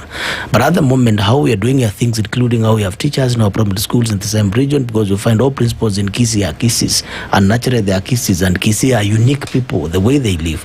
And much as they are engulfed within the Nyanza region, Luo Nyanza, they have never been swallowed. That is an identity that we positively identify with. And therefore, if a leader emerges from a community X, for example, from a Kisi community, and a political party is agreed with by the society, then that is a political party founded on the basis of an ethnic group. And therefore, the only instrument of representation in clarion call for power may not be the individuals in political party, but they amalgamate or coalesce around that around that community. And then they come 2007 to be a replica, for example, of 2002. 2002 was not an ideology. Everyone was against Moi. That's a fact. And all political parties that formed NAK and NAK then later, including Raila with his NDP that was swallowed by KANU, and those who fell out from KANU, established a Liberal Democratic Party. All of them, they coalesced their communities against Moi. That's how it happened. We can say it was an ideological way of saying that, but in fact, the clarion call was that Moi must go. Now, why is it difficult nowadays to promise Kenyans and give a printout and give them a printout indicating that this is your plan? There's no president ever in the Republic of Kenya who has ever been elected who has ever promised and had a better plan than William Ruto. And therefore, going to the citizens of Kenya, you must be very careful what you want to tell, because they've been lied to several times. So, one us to firstly understand and be able to present to citizens of Kenya what is not working and how it should be fixed. And then that put together will buy the people's trust to your side. The fact that you want to promise that you're going to do roads, you want to change education, you want to do ABCD, the current sitting president has done better than that by doing exactly the opposite of that. And therefore, that is not going to be an entry point into the coming politics. Mr. Speaker, which is, I want to agree with you that we must agree on what is not working for us as Kenyans. And I think what is not working for us is balkanization of our ethnicity. Yes. That has not worked. So we must stop that. That is old thinking, and it has brought us this far. But if you want to liberate this country, my thinking tells me what happened in 2002 was not a coalition about a person against a person called Moi. It was that regime that was oppressive. And we saw what happened to the economic expansion that followed when people, as you say, coalesced around an idea that we can be governed better and we can manage our resources better. So this time round, can we borrow that and then advance it by knowing that now we have a constitution? Remember, even Kibaki propelled the economy of this country with the old constitution. Now we have a better constitution nowadays that has a better public finance management systems so that we can grow as a nation. If we allow ourselves, because these parties, we are the ones who subscribe to them. We are the one who become members. Like if you come from a region where ODM is dominant, you have to go for an ODM ticket. But why can we not come out and say, this is what I stand for in terms of character, as capacity, and then people will vote for you on that, so that when you go to the Senate or to the National Assembly, you shall not be compelled by a party position to defy what the people you represent want you to advance in the flow of the assembly. Dennis, is it not our responsibility as a populace to now say enough is enough? We shall not be balkanized again around ethnicity, and we define exactly what we are, because we are united by one factor: poverty. Yeah, Dennis, before the speaker comes in, we cannot run away from the fact that political parties in Kenya are held by powerful political personalities. We have about 100 political parties formed by so many personalities, but we only have about 10 strong ones. So this political party is always aligned to that one powerful political personality from that ethnic community. Like for instance, in Central Province or the Mount Kenya region, there are a million political parties, but DCP is coming out very strong simply because of Rigathi Gachagua, despite his toxic brand of politics. Because you cannot have somebody who says he wants to unite the opposition, but every single statement he says, when I was negotiating cabinet seats for my counties here, reference to Mount Kenya counties. So as somebody who comes from Nairobi County, where am I part of this deal? You cannot have somebody who has nationalized his personal issues. He wants to settle his personal scores with President Ruto, but he wants everybody to come on board. You cannot have somebody who wants the other members of the United Kenya opposition to kiss his ring. I mean, he wants Dr. Matiang'i and Dr. Kalonzo to be lapdogs. How do you claim that I'm now the spokesman, that if you want to speak with all these people, you must speak to me first? And Josphat is raising a very pertinent question. And the answer is, it's very easy to mobilize around your tribal numbers. Because you see Anasema, watu wa Mrima, I've got 7 million votes, and Anasema they're on his back pocket. But he's not mobilizing around ideas. Is not mobilizing around ideas. And I think that is our biggest challenge. And that is why a senator here, I think it deserves a pat on the back, that is actually registering his dissatisfaction with the way ODM is behaving. But I'm not sure he would have done this when Raila Odinga was alive. Because if you do it when the political party is alive, you are going to be denied a ticket. And this thing is not just limited to Kenya. It's all over the region, where you have a powerful person. And you know the way they've crafted their constitutions. They say the party can give you a direct ticket, or you can be subjected to a nomination. And this nomination, again, is not a nomination. I mean, ballot papers, something like that. So, if you don't mobilize around ideas, then at least let's get persons with character, capacity, and competence to run our political parties. Senator. Yeah, I think let me first correct Dismas. Raila Odinga was not dictatorial. So I would have still expressed myself the way I've expressed myself. In fact, I did express myself. But he kept saying that ODM is a very democratic party and it has room for dissenting voices. That's part of the democracy that he fought for a long time. But, you know, I don't know. If I was to have my way, I would vote for a situation where we have two strong political parties as a country. Just like you go to the UK, you'll find there is Labour, Conservative. It's always a competition between those two. Or you go to the US, it's between the Democrats and the Republicans. Let's look for a bigger prize than just wanting to own a political party and controlling your base. You know, if I was to speak with Kalonzo, I'll tell him, really, what is your biggest prize? Is to be the president of the Republic of Kenya. You don't want to have a legacy that you are the owner of Wiper Patriotic Front, nowadays you call it. You get it. You can aspire to come together, the way you put it, come together and have a good democratic way of picking flag bearers for that particular party. The way nominations happen in the US, the Republicans, Democrats, you get it. But to give comfort to people who are saying that the parties must be ethnic based, you remember what happened to Mzee Nyachai. May God rest his soul in eternal peace. 40 people. In 2002, 40 people swept all elective seats in Gusii region. But in the run-up to 2007, he didn't get the mood of the people. And he still wanted to push people to rally behind 4 people. But it did not. The Abogusi nation was fed up with the idea of merging with the Kibaki regime at that time. And all members who had been elected and the 40 people lost their electoral seats, including the 40 people leader, Mzee Simon Nyachai, himself, including sitting cabinet ministers like Henry Obocha. So I want to give you comfort that if we Kenyans push the narrative that we want to bring an end to this idea of ethnic-based political parties, it can be done. Even where we were in single party, people used to say there is no way Moi will allow you to do away with Section 2. It went. You know, in the judiciary, when I was president of Law Society of Kenya, we were, pushing for reforms on how judges are picked. High Court judges, Court of Chief Justice. And I remember sitting in a discussion with the Attorney General Amos Wako, Martha Karua, and we were telling them, we want to change all this thing of waking up one day and you find the president has picked people who have the worst record in the legal profession, and then they are promoted to become judges. And I remember them saying, there is no way that preposition of law society can carry the day that you want judges to sit down and start applying to be interviewed for position of judge or chief justice. But you know what? Now I'm told many delegations from many African countries are coming to study.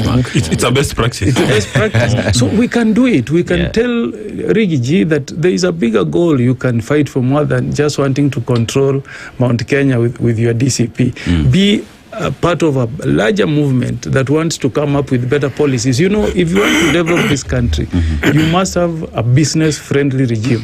President Ruto has created a very hostile business regime. This taxation is making multinational companies run away from us. And we cannot move as a country, progress with those very punitive taxation regime. Businesses will run away. If you come together, all of you, and tell Kenyans, look, Kalonzo is qualified to be president, Matiang'i is, Rigiji is, but we can only have one candidate in 2027. Let us form a political party that belongs to all of us as Kenyans. And then we create a process of picking one candidate to be the flag bearer. Senator, you speak so well, and here is a point where then we for a very long time we focused on political parties. We focused on leaders from all these ethnic regions who coalesced together to form that big political party. But how then do we bring Mwananchi to this conversation? in the sense that if the political class understands that the power belongs and resides with the people, that these political parties are funded by the people, therefore they are owned by the people, that we as a people, we as Kenyans, first deal with our own ethnic balkanization and understand that first we are Kenyans and we need to change how politics is played in the country. At the point when Kenyans realize the Eureka moment comes to them, would that be, one would say, a turning point for the country and how politics is played, and that would therefore lead to how management of country resources is done? Because if we do not decolonize ourselves from ethnic balkanization, then perhaps things might not change. Douglas? You can't throw the water with the baby, as they say. And we cannot criticize our basis and origin. The uniqueness of this country and diversity of our ethnic groups should be looked at positively. And then ask ourselves, being a stepping stone at the foundation of this country, how do we use and apply them positively? For those who are applying ethnicity negatively, something that we need to address. But I still insist that the representation and sharing of national resources in the Republic of Kenya, including in Parliament, there is no way now and in the near future, perhaps later than 10 years, it may happen that you'll find that members of parliament and senators will be so objective because they are elected into position through ethnic groups. And in every ethnic group, you find that they have different needs. There are policies that require to be pushed in their particular regions in terms of the economy, in terms of social, political, education, name it, and infrastructure. And that's what brings people together as an identity. Because the essence of voting is to be in power to address issues affecting people in a certain community, demographically or geographically. And in this case, you find that our economy is, other than Nairobi, Mombasa, and Kisumu, the rest of counties are geographically based. So whether it is central in terms of counties or a region, Nyanza or Rift Valley, in terms of a region, you find that there is a uniqueness of human activities, economic activities, social activities, and any other that comes around. And therefore, legislate around that area. A president that is elected in that area must respond to the need who exist in one Douglas, let me throw a spanner in the mix, right? Yes. A member of parliament elected in Makueni County, right? Legislator for Makueni County, goes to the National Assembly. Yes. At that point, who exactly is he representing? People of Makueni County. People of Makueni County. Yes. But when he's passing laws for who exactly? For the country. For the country. So at that point... then it's an event. But like, for instance, they referred to as members of the National Assembly. Mr. Speaker, and Dennis throws the spanner into works. As Speaker, we have devolution. Yes. To cater for the uniqueness of the humans of those respective counties. So, are we saying that then we overlook the constitutional provisions so that then we end up with a president whom we are trying to appease so that we can have development? Devolution caters for all these regional needs. No, not really. And allow me to be very brief. In fact, as a matter of practice, Speaker, Professor. If you go to Article 2 or 3, yes, even when going through budget making process, there is an obligation on every member of the National Assembly to ensure that there is equitable development. Yes. And this nonsense of people going, before to the people and telling them, if we are not in government, we'll never get development. That is utter nonsense. It's actually unconstitutional. And I think there is no single provision in the Constitution that says if you elect a member from opposition, then in budgetary allocation for development, your constituents will be denied development. There is no such so a your provision. will not get CDF. CDF. You get CDF is given equitably. When we share resources as the Senate of the Republic of Kenya, we will not exclude Makueni because Makueni is governor is elected on Wiper Democratic. Even independent members of Parliament. We share resources equitably to develop Kenya as a country. Douglas. Yes, spanner in the works. And Professor, allow me to speak as a speaker. The responsibility of an elected leader is not just to give my experience, not that I'm speaking on behalf of this, is to represent, to legislate, and oversight. Now, representation, you are not representing Kenyans in the National Assembly. You're representing your electorate within a confine of a constituency X. But constituency X, for purposes of emanation and origin, is neighbor to A, B, C, and D. And therefore, issues affecting those people socially and economically, you find them in that particular geographic region, including the neighboring ethnic community, how we settled in this country. You find that there has to be legislators have to represent their people individually or collectively because of a common agenda to pursue resources or policies that advance the welfare of the people in terms of implementation of policies. Now, that legislation is completely a different thing because budget and appropriation process is a legislative process of allocation of state resources using a mature budget. But that doesn't happen because when you go to parliament, you find that parliament does not resonate as parliament. It's an extension of influence of a political party led by the president or as a mayor in that parliament. And therefore, you find legislators who legislate in line and inclined, influenced by the numbers in parliament, goes to the place of numbers in line with the government of the day. For example, ODM and Kenya Kwanza are voting towards policies proposed and projected by Kenya Kwanza administration. Whether Kenyans who agree to it or not, it doesn't matter. But for those who claim to be in opposition, they will come together again as a team based on ethnic or an issue and look at the ethnicity positively, for that matter. Because they are building blocks of this country that you cannot ignore. And I've told you we will lose them at a point whereby in the next 20, 15 years, Gen Zs will be seated where I'm seated. And so Professor Okongo Moganu, because the nature of socialization agent, which is the education and the policies in Kenya, that time will have dissolved because our curriculum will pull out the vernacular and integration of the community will have. Because you find so many campuses. Senator. We have How 2 do you years, deal not with 15 that? years. Senator, yes. Yeah, you know, if you read our constitution, Parliament is powerful beyond measure. There's nothing that Parliament cannot say no to, including budgetary proposals from the executive. If Parliament says no, that budget will be taken back. You're seeing what's happening in the US, where the Senate, Congress has shut down for the last, yes, I think today is the 41st day. Those are the kind of powers that the Kenyans in 2010 bestowed upon Parliament. You know, you can't even pick a CS without the nod of Parliament. Parliament has power to fire everybody, including the president.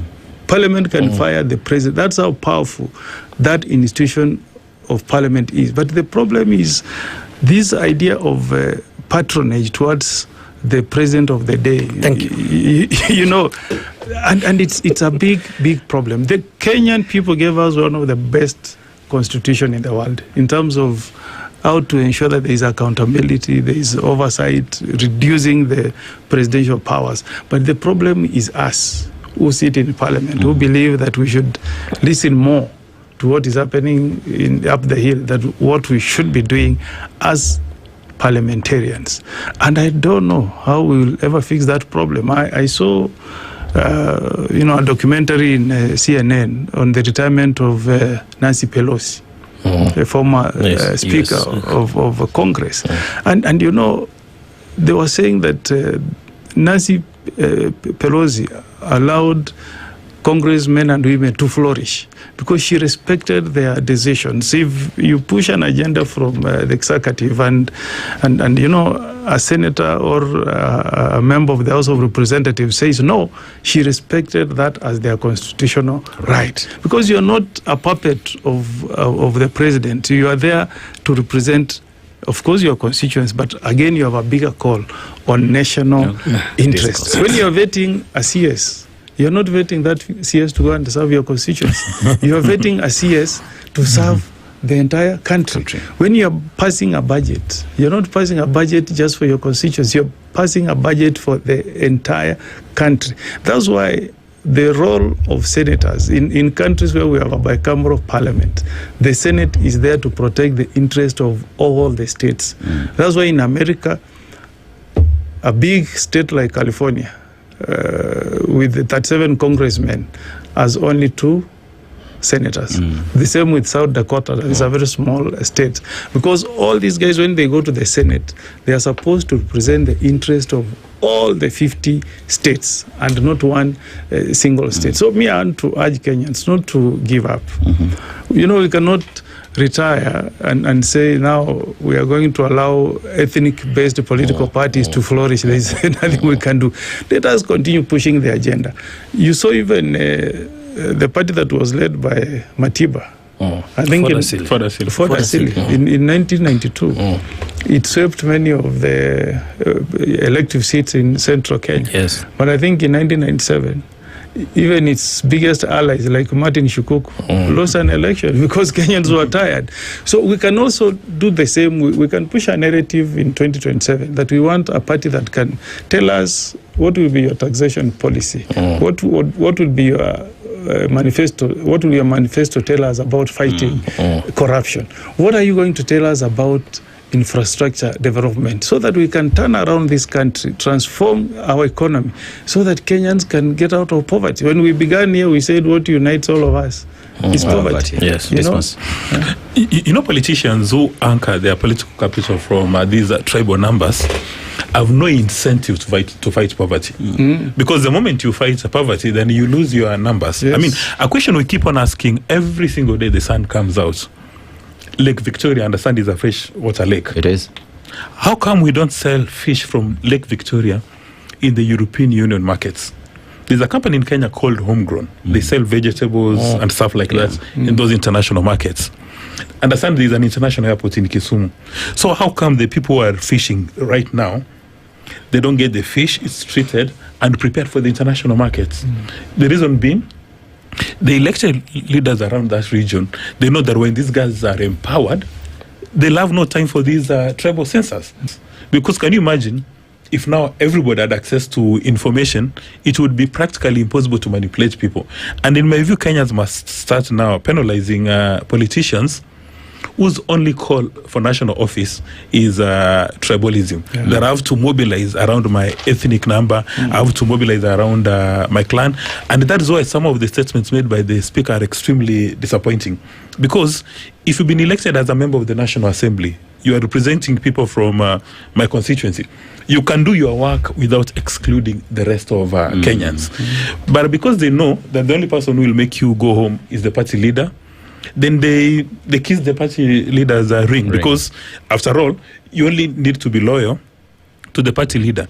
It's the late Kamotho who indicated at some stage that during a certain election, even if a dog stood on a certain political party, it would actually win an election. And that is what obtains in Kenya today, which is a sad state of affairs. I think for us all Kenyans, I want to implore ourselves to understand that they want us to remain poor, they want us to think tribal, so they can continue taxing us unjustly. We must rise and vote on an agenda, an economic agenda in 2027. Nothing short of that. So, Douglas, how critical is an agenda that unites Kenya as a whole, not an agenda that unites an ethnic region or an ethnic community, but an agenda that unites all Kenyans being center and front in the next election? And how much of a game changer will that be? The agenda is economic transformation. And the unit of a society in the Republic of Kenya is family. A basic unit is family. But families are organized around a bigger family and extended family for that matter. And you cannot divorce the fact, as we see today and backward, that we do not have a common origin. And the moment you try to disassociate that, we are living in an academic society, not real. And therefore, to address the economic issues of the people of Kenya in the regions and the counties that they are founded, the same constitution acknowledges our ethnic diversity in a very positive manner. Therefore, we must to synergize the strength and the uniqueness and the hard working of Kisis and Kikuyus and the Maa communities and the Kamba communities, the Lake region and the Mombasa region to do it. And therefore, that economic aspect of empowering the Kenyan must be looked through a prism to reflect that in the current circumstances as they are. Senator, in a minute, the agenda changing the political scene 2027, how critical and key is that? It's very, very critical.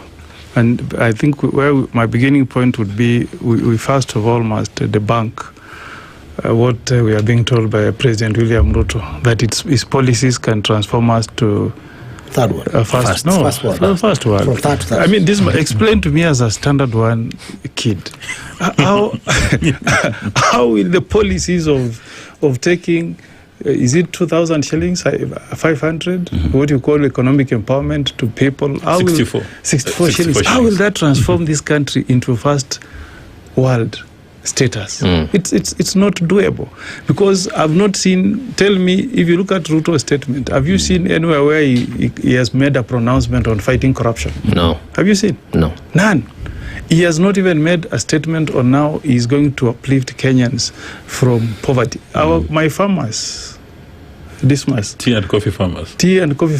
The bonus we're earning is 20 shillings. So the best way is, let's have our agenda on the table. We reduce taxation. We make housing project to be a public housing for the poor. We create a business environment where we can encourage more investors to come. We deal with infrastructure so that we can lift this country from the poverty circles we are in to a developed country where there can be happiness for Kenyans. A good place to end the conversation. Kongo Mogeni, Senator Nyamweya County, and Douglas Mbili, Speaker, County Assembly of Makueni I on 2027 political strategies and alignments. And we've just ruled out that the most important part is having an agenda. But even as that happens, Magadi Road has just gotten hotter. And why is that? Because Naivas is in town now. The brand new Naivas One Mall Magadi Road branch is officially opened. Now, being the 111th Naivas branch, Naivas appreciates everyone, all of us, for the 35 years of loyalty, love, and growth. Now, traffic may be moving slow, but Magadi Road is moving fast with excitement. And you know what that means. It means fresh deals, fresh vibes. It means aisles full of favorites. Now, if you love convenience, quality, and that Naivas freshness, this is the spot for you. So when you hit Magadi Road, make that quick stop shop, Kikwetu style, and experience the Naivas One Mall magic on Magadi Road for a chance to win daily on items below 1,000 bob. Weekly, you can grab toasters, blenders, kettles, and win big on TVs, fridges, microwaves, and so much more. Naivas saves you money. It's 10 minutes after 9 a.m. Good morning. It is now 9. The latest 94.4 Spice FM, Nairobi. Traffic.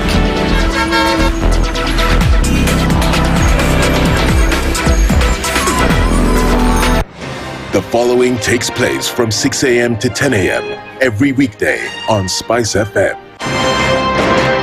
We look at the utterances of leaders who are aligned to broad-based, who are initially in ODM. We thought they stand for something. Now they've been exposed. Because we are a third world country, we are poor. And not because we don't have resources, but we have been robbed senseless. Look at the wasteful expenditure. Look at how large government lives. And we've said this is something that can be controlled. It happens in many other countries. Internally, we used to stand and tell him, boss, hii kitu ni mbaya. And you'd say, now he doesn't let me tell you, you saw the other parliamentary group meeting, people went there, sat, listened, looked at him, there was no plenary, left. The Situation Room, Kenya's biggest conversation. The following takes place from 6 a.m. to 10 a.m. every weekday on Spice FM. If we just gloss over issues and hope that time heals, then we may find that in generations to come, we might be back at the same situation. And the whole thing is born of stolen elections. Spice. When it comes to the decisions you make, you must be independent. There's no way you can allow one institution to dictate to you how you're going to conduct your operations, how you're going to decide cases. It's a no. When you weaken the institution to the point where they cannot take action, then you realize that politicians have to come up and now start dealing with the issues. That conversation has to die. Our politicians do not like the hard stuff. We must insist on the path of doing things right, whether popular or unpopular. Money changes hands. That is a fact. If you have political goodwill at the highest top, like in Rwanda, then corruption will be an issue of the past. If you don't have political goodwill at the top, we will pass laws, we will amend laws, we will continue passing laws and re-amending laws, and nothing will happen. This is the Situation Room, the only way to start your day. The following takes place from 6 a.m. to 10 a.m. every weekday on Spice FM. You have land, Dennis. Okay, your own land. You use your own money to build it, and then you sell it to yourself. But we don't want foreign troops on Kenyan soil. But surely it goes a little bit deeper. This is it.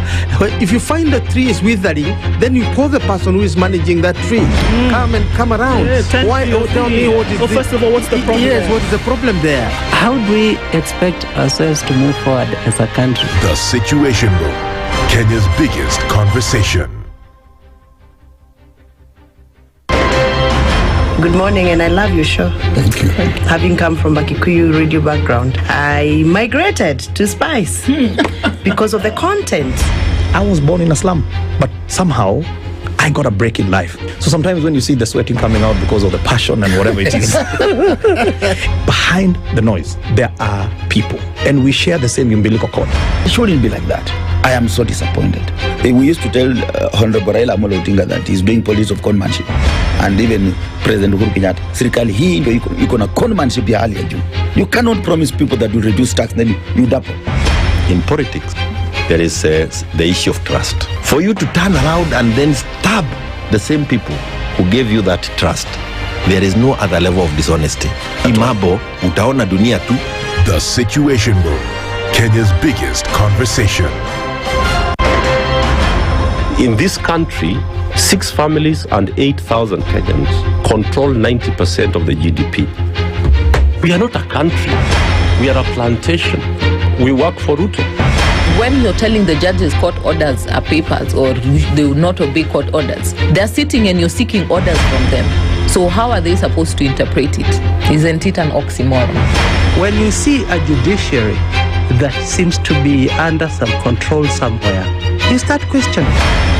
We have very powerful governors, but they don't use their offices to serve the people. If you are not shameful to do what you are doing, why should we protect you? I'm human. Everybody's human. So when you're told, kuja tuongee, I mean, you'd be a fool to say, staki kuongea today. Conversations have to be had, you know? People in leadership should only go into leadership if they are ready and willing to change the lot of the people. The Situation Room, Kenya's biggest conversation. Mature, intelligent talk every morning. Spice up yourself. Mornings done right. 94.4 Spice FM, Nairobi. Welcome to Kenya's biggest conversation, the last hour at exactly 16 minutes after 9 a.m. And here we will be having a discussion about the hidden economy, valuing unpaid care work. Our guest is already here, Elizabeth Obanda, Women's Economic Empowerment, UN Women Kenya. Karibu sana as we have this discussion. But before we jump into that, there is the question that we all keep on asking ourselves, what's your plan? You know, and it is a question that once it's asked, your brain just goes all over the place. But here we have a solution. Now, life comes in stages. Your first job, your first investment, maybe even your first child. And with all those things, a plan is needed. Now, one day you're thinking about retirement and the kind of legacy you want to leave behind.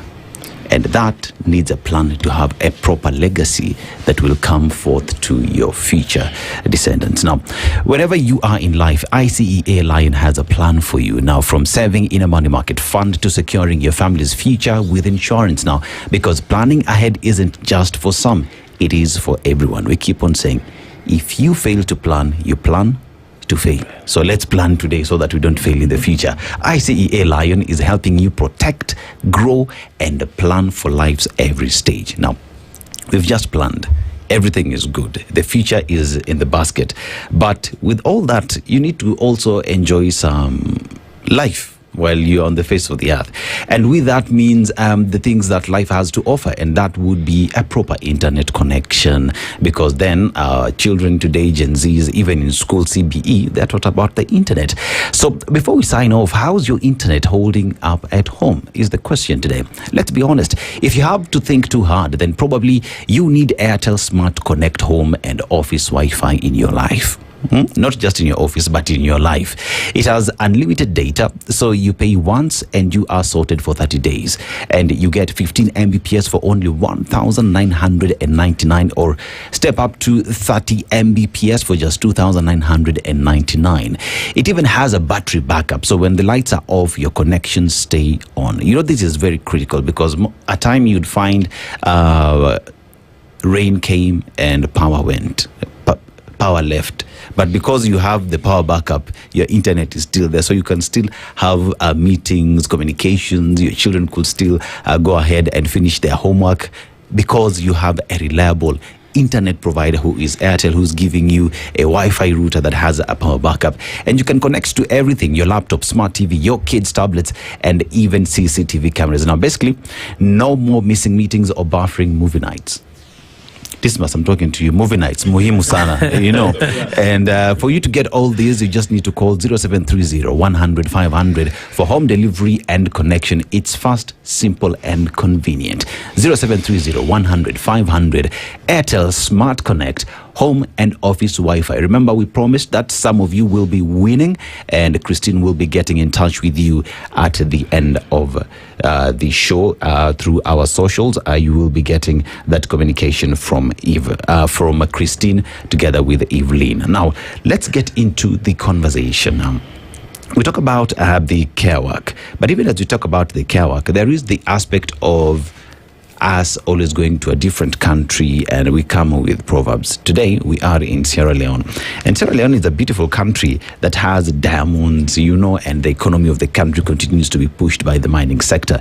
But the proverb that we get today from this country: a waterside stone is not afraid of rain. The stone is nearly always wet. The waterside stone is not afraid of rain. The stone is always wet. How would you interpret that? Morning, and thank you for having me. Karibu sana. First, just to say I'm not good with riddles. What did you say again? The waterside stone is never afraid of the rain because it's always wet. It's always wet. I don't know. I think about the fact that we are seasoned, and the fact that we are seasoned. We are not worried about anything that might come our way. I mean, that's how I would look at it. We are seasoned. You see, at the end of the day, you shouldn't be afraid of riddles because your interpretation is always perfect. It is unique to you, you know. But let's get to the conversation. So here we are talking about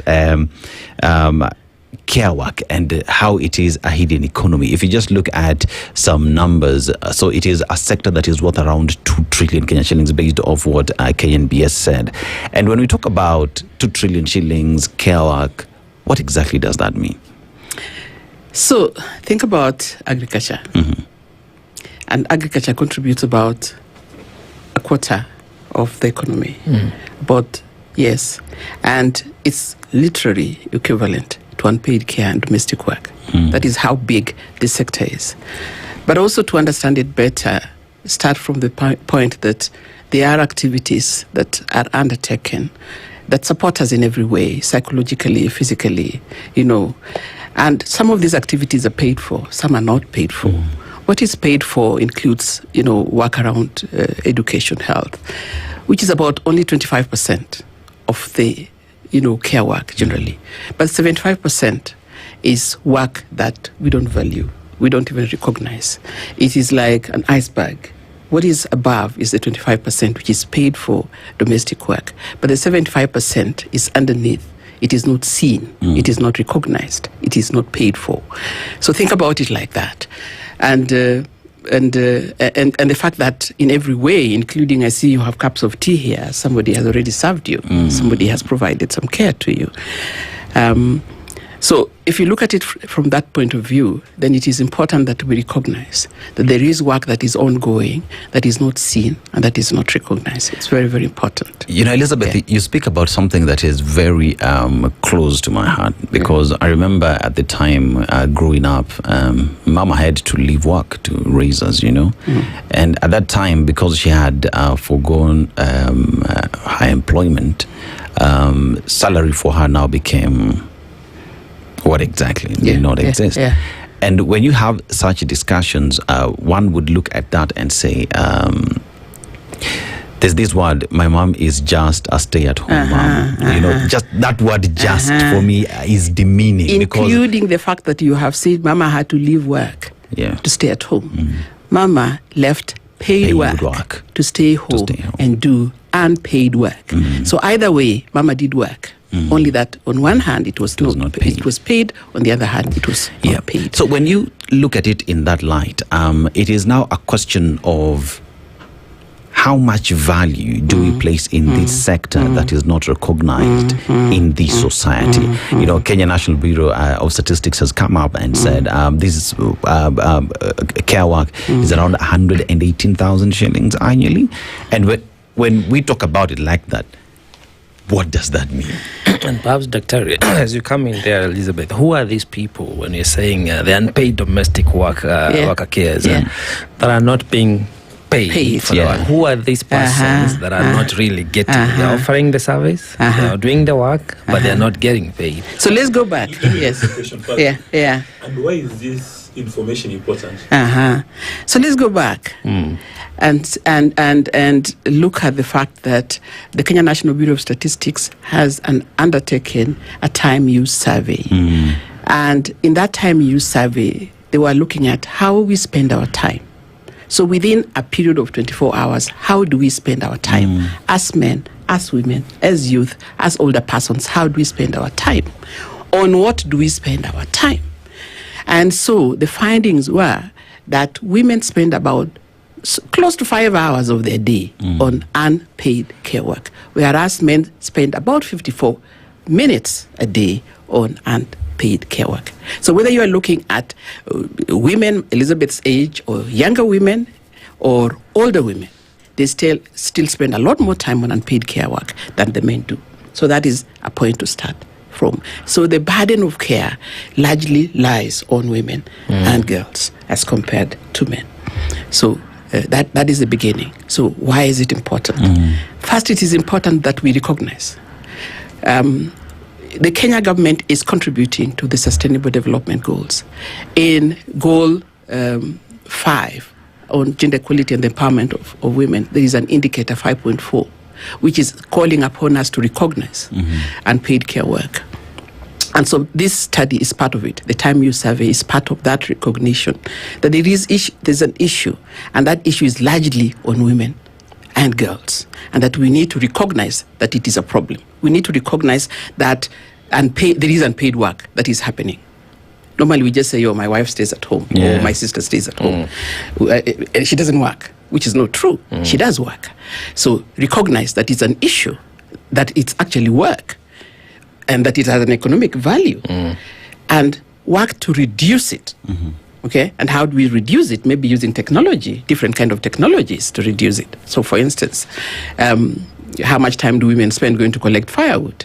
And first of all, don't think about your situation, because we are not homogeneous. We are heterogeneous. We are different. Okay, different places. Their lived-in experiences are different. So, how much time are they spending going to collect water? How much time are they spending going to collect firewood? Okay, so reduce it using technologies, using infrastructure. Okay, then redistribute it across the board. Make sure that all of us are doing fairly, whatever. So if you're at home and you're married and you're young, you have a young child and she's busy in the kitchen, hold your baby, for goodness sake. There's nothing wrong with you holding the baby. It's part of redistributing this work in the household. And then reward accordingly. So in a case where we have people who are doing unpaid care, or doing domestic work, for instance, how are we rewarding them? Are we appreciating that they're doing some work and rewarding them accordingly? So reward accordingly. And finally, represent. Let's hear voices of people speaking about what it is that they go through. Allow people to unionize, so that they can influence the policies at their workplaces, influence their salaries, for instance. Well, that is because there is the paid domestic work. Yes. And I do agree it plays a bigger role in supporting our society by and large. And so compensation of payment or salary on that ought to be well commensurate with the services. Yes, otherwise we will not have all these girls running to the Middle East because they are looking for better pay. And still they go there and become domestic workers and have lots of issues again. everything coming from there, because there's the issue of labor export, modern slavery, all these issues come into play. But I want to bring the point closer home to our domestic family units. Yes. Some would argue that what my wife does is part of contribution and building the family. And remember also, we are existing in a cultural setup because we are Africans, and culture is hugely an influencer. If we take some of these roles, the social roles, because that's how we've been socialized, wouldn't that then compromise the family unit and the values they are in? Some may argue that you're reducing a woman to just the mother, or just existing in the household. You're giving too much to the man. Do I need to start paying my wife because of the services she rendered at home? Well, it could be the man doing the unpaid work. Or the opposite. It could be the man doing unpaid work. Yes. So how do we marry in a larger context the advancements that we are seeking for human rights with the cultural existence, which also needs to be very well preserved? So first of all, that advancement is not just for human rights and well-being. It's also for economic advancement of this country. How do we calculate our GDP? Okay, are we not leaving out certain sectors that contribute to the GDP? So that's what the other conversation. But going back to what you're saying, care is good for us. Right. And some of that care is direct care, and some of it is indirect care. The direct care is good for us. I'm taking care of my baby, I'm breastfeeding my child, I'm taking care of my husband and children. That is good care for us. It enhances harmony within the household. It enhances togetherness. It is what we need. It drives, families. It enhances voluntarism also. And that is part of strengthening our culture as a people who are together, who are social. That is accepted. And that nobody is putting a money value on that, by the way. It is the indirect care that sometimes we outsource, and we can outsource. Okay? And it can be a burden. Like I'm saying, why should somebody spend 1 hour going to collect water? Why can't we invest so that the water systems are close by? Okay? So that instead of spending that 1 hour going to collect water, you spend this time taking care of your family, going to the marketplace, going to work. Why should we spend so many hours going to collect firewood? Okay? Which also comes with sometimes risks for the girl child. When I know at one time we were saying that we could have a mtungi of gas at 500 shillings. If we had something like that, it would be wonderful. Then we, instead of spending so many hours, because that is part of food preparation, instead of spending all these hours going to collect this firewood. Again, as I say, don't think about your situation. Think about Kenya. It's heterogeneous. There are people who are suffering from what we are talking about. Some of us are not. We have water flowing at the tap. We have gas. Okay, some of them don't. So instead of that, can the government invest in clean energy so that this person has, mutungia gas affordable close by? You get? Yeah? So that is how we are looking at it, that there is care that we don't have to put a money value on. And we cannot put a money value on, and we shouldn't put a money value on. But there's care that is indirect, that we can reduce using technology. That is the point. But we are also saying that culture changes. Yes. In the olden days, very few women went actually out of the home to work. They stayed home, they took care of their children. Maybe they didn't go to school too much. But now we have a situation where most women and men are also going out to work. Okay? So when they come back home, then what happens? Some of them can afford house help. So the conversations are around the conditions of work for this person. How much they're paid, how are they treated, is there health care for them, and whatnot. Some of them cannot. So when you come back home, you, husband and wife, you've been out the whole day. What are you saying? Do you put your feet up on the table and do nothing? Or that you support as much as you can? That is the point. And we need balance. Right. Okay? So if you are in a situation where the woman is overworked, really her productivity also goes down. And the welfare, and there's a lot of strife and, kelele at the household level. So that is the point, that balance. Dismas is here chilling. I'm trying to follow the conversation.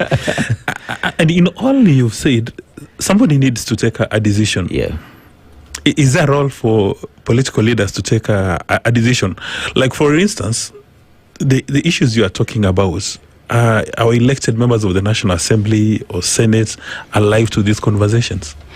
So, one of the first things that we have had to do, and I have been privileged to lead, the the development of the national care policy in Kenya, the very first in Africa.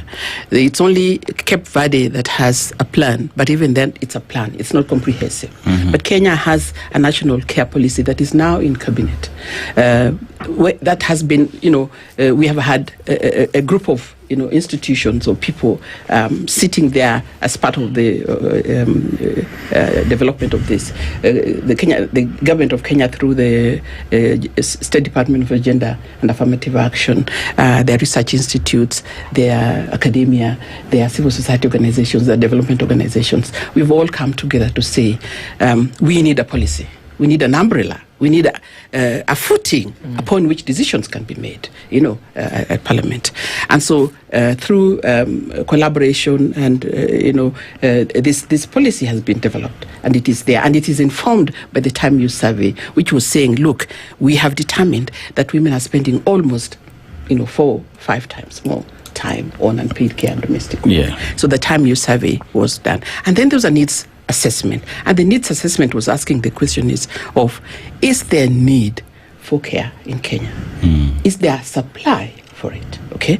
And yes, there is need for care, especially children who are young, up to 13 years old, and older persons, 65-year-old and above. And the people who need care mainly are children, are persons with disabilities, are older persons, and are persons with chronic illness or long-term health. And we don't have adequate facilities. So we needed to capture all this in a policy document, which has been done. And that policy document is waiting for approval, So we expect that, the government will do the right thing. I'm not supposed to. When you talk so that we have a policy document. So once they have that policy document, then in terms of who has responsibilities around care, we talk about the diamond of care. And the diamond of care recognizes that government is the first, institution, first to have a policy document in place to invest in infrastructure around care, to look at taxation, things like that, government. Okay. The second one is civil society organizations and communities as a whole, and to change people's attitudes, because we have just said we have a culture, okay, and men have a role they play and women have a role they play, but that is binary, and this them against us is not a good thing. We need to come together so that there is harmony, and we each tunashika kidogo kidogo, so that we can move forward. So civil society, communities have a role to play around attitude change moving forward, but also there's the households themselves and redistribution, as we said, they have a role to play. Private sector has a big role to play around innovating on technologies, around investing in communities and some of this investment. So we have a diamond of care in the sense that government has a role, private sector, civil society and households, all of us, and members of parliament are part of all this structure. To them, the devil's advocates. So, like for instance, when members of the National Assembly come up with these water provision programs, and it saves the ladies, especially in the countryside, from maybe walking for 1 hour to go and get water. So the round trip is 2 hours. That adds value. Absolutely adds value. That is why it's so important for us to understand what is it that we are saying.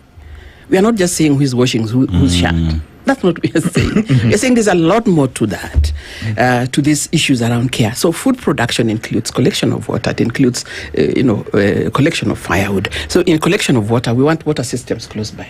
So if a county invests in water systems so that water systems are close by, you are reducing the time that these people are wasting, men, women, young boys, because when you send young girls and young boys to go and collect water, what about their education? How much time is that taking away from their going to school? Okay, so that is good. Okay, so the members of parliament, the counties, the government investing in water systems, investing in clean energy, all that counts. Allow me to draw a contrast. back in 1990, we had the Beijing, infamous Beijing movement for women empowerment. Infamous? Well, arguably. Because very famous. In some quarters, it's not very well appreciated. However, here back in Kenya, it came and took off, and we saw the impact it has led to a society. Now, I'm trying to think about the impact of what this will have. Because that Beijing Women Empowerment Program, which has given a modern society, in a manner of speaking, there are some negative connotations that are attributed to it, arguably so. There was a surge in what you'd call a single parenthood, because the girl child was empowered, and for some reason that interfered with the cultural fiber that we had that was binding us together. Then now we're trying to do some catch up with the boy child. When you project this into the future, 15, 20 years, have we, because this is the danger we have of now, bringing interventions that are a bit accurate, right, at the moment, and sometimes we import them from other nations and organizations, the UN and the world organizations, but we don't really contextualize them into how they are going to affect our society. What would be the downside of fully implementing what we are going for, the domestic work appreciation, and how will that change our operation as a society, as a family unit? Beyond the monetization, beyond now giving more time and saving what you'd call resources in terms of time and improving the lifestyle. Are we privy to what would be the downside of it? I hear you, and there are times when we pick up things and we move them forward without thinking about our situation. I hear you. But I can tell you for one that societies are in flux. Societies are exposed to other, communities globally. And yes, we are borrowing, and sometimes we are borrowing without thinking. But in our case, we have done our own study here. What the Kenya National Bureau of Statistics, UN Women, State Department for Gender, funded by the Gates Foundation, did was to go out there and look at what other people are doing in terms of how do they calculate the GDP of that country. How do you, I don't know whether to say demonstrate the prosperity of a country or whatever it is. How do you look at the prosperity of a country? Are we calculating the prosperity of a country accurately? Or is there something that we are leaving out, that we are not including? And that is where this care is coming in, that there's a hidden economy that we are not calculating, and we are not whatever. So we did our own study, our own calculations. We looked at how we live, not how the white people live, how we live, what do we do on a day-to-day basis. And we determined that it is true that most of our women are doing a lot of work which is not recognized as work. As he said, my mother left work and went home. But she went home to work, only that she was not paid. And I want to look at it from a broader perspective, in the sense that, so based off this report, it is the value that we're talking about is 2.4 trillion. If you just look at the amounts that you're talking about and compare with the country's budget, 4 trillion. So 2.4 trillion is more than half. And one would look at it in terms of the monetary value just at the face of it. But let's just go back and look at this girl who's going to fetch water or firewood is losing 2 hours a day. If the government would invest and look at having gas systems closer home, you have water closer to this girl. So this girl has 2 hours that she can put into other important things, going to school, or even if it is going to the market. We are in a digital economy. She would be maybe into a forex online, have a cooling, They would be writing papers and all that. And you look at 2.4 trillion shillings that we do not have in our purse as a country because it is not valued. And perhaps then this research goes forth to involve or to direct policymakers on what needs to be done.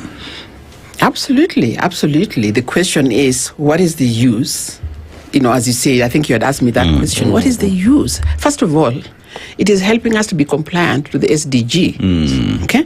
The SDG 5 requires that we recognize that unpaid care and domestic work is an issue. That is one of the things, and we are doing that. That we value it, and we have done that. Kenya National Bureau of Statistics has valued it, has said this number of hours per year, men and women alike, we are spending on unpaid care, domestic work. If we use a generalist wage rate, they have worked that to be about 73.1 shillings an hour. If we use a generalist rate, as you say, in a year, this sector would generate about 2.4 trillion. Okay?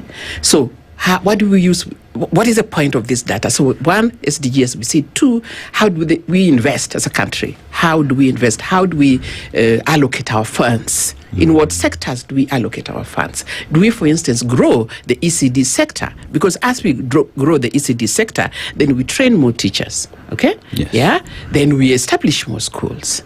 Then there's a lot of work around that. There are jobs around that. Even if it's around water systems, there would be jobs generated.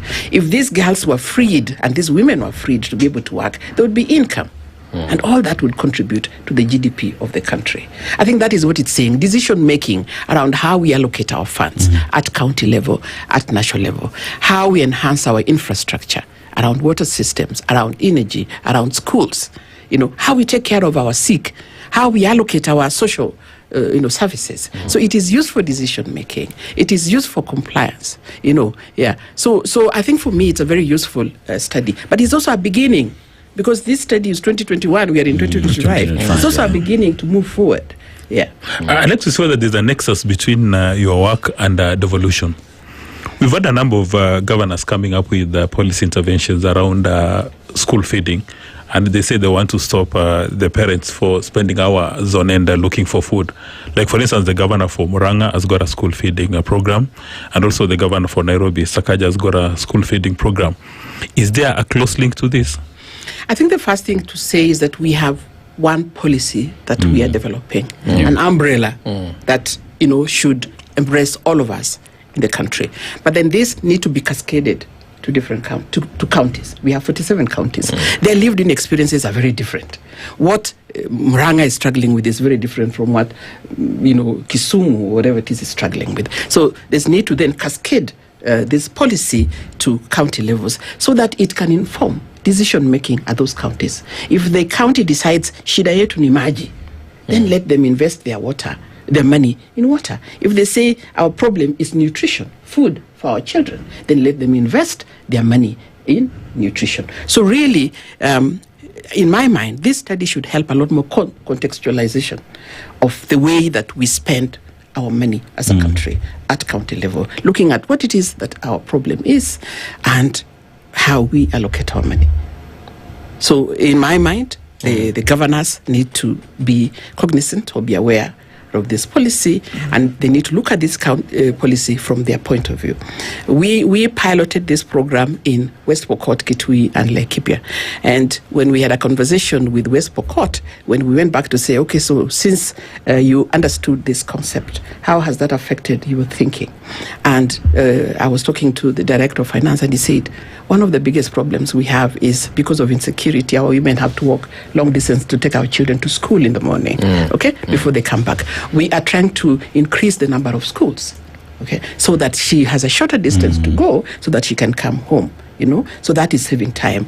We talked to an MCA who said, with the little money that I have, I want to improve the water points so that women don't have too much time to spend. So the investment then at county level would be context specific, depending on the lived-in experiences, depending on priorities of those communities. And that speaks largely on, because we've just looked at the counties. So here is what the education CEC is saying, or what they will do, increase more schools. So here we have the other aspect that is now the CEC water will increase water points to lessen the number of the distance covered. But then again, you look at the underlying problem, which would be security. So security is the problem. So that then again is escalated to the national government to deal with security, so that the citizenry of this county are able to live a life that is of quality. But I want to look at it in terms of at our homes, in our homes, you know. So we have individuals who are helping us, taking care of our elderly, those who are taking care of our children. And some, usually you find it's a relative who school fees was a problem, or we've brought someone from Uganda, Tanzania. And if you look at the statistics on how much we are paying vis-a-vis, you know, there's a policy, NHIF and all these things, but there are those who say, namlipa, anakula kwangu, analala kwangu, so I decide the rate. So how do we have a conversation on a national level on how, first of all, this information will get to each and every person and understand that there is a law and that everyone plays by the rules? Because most of the time we have the law, but it remains being a suggestion. So it's interesting. Anakula kwangu, analala kwangu has led to the 73.1 shilling wage rate. Okay, because they are taking care of other things. Otherwise, the rate should be higher than that. So I think for us it was first, do we have a policy in place? Because if we do have a policy in place, then we have a leg to stand on and to say, as a country, we are determined to recognize that the unpaid care and domestic work is an issue. Okay, so that was the beginning. The second, as I said, there are a lot, cascading this to county level so that it is county specific, so that different counties are dealing with what it is that is their issue and allocating their funding properly. But we have a lot of civil society organizations in this country, and they have been part and parcel of development of this policy. What is their role in raising awareness? Okay, what is their role in raising awareness? Just making sure that the communities are aware. We have used radio a lot.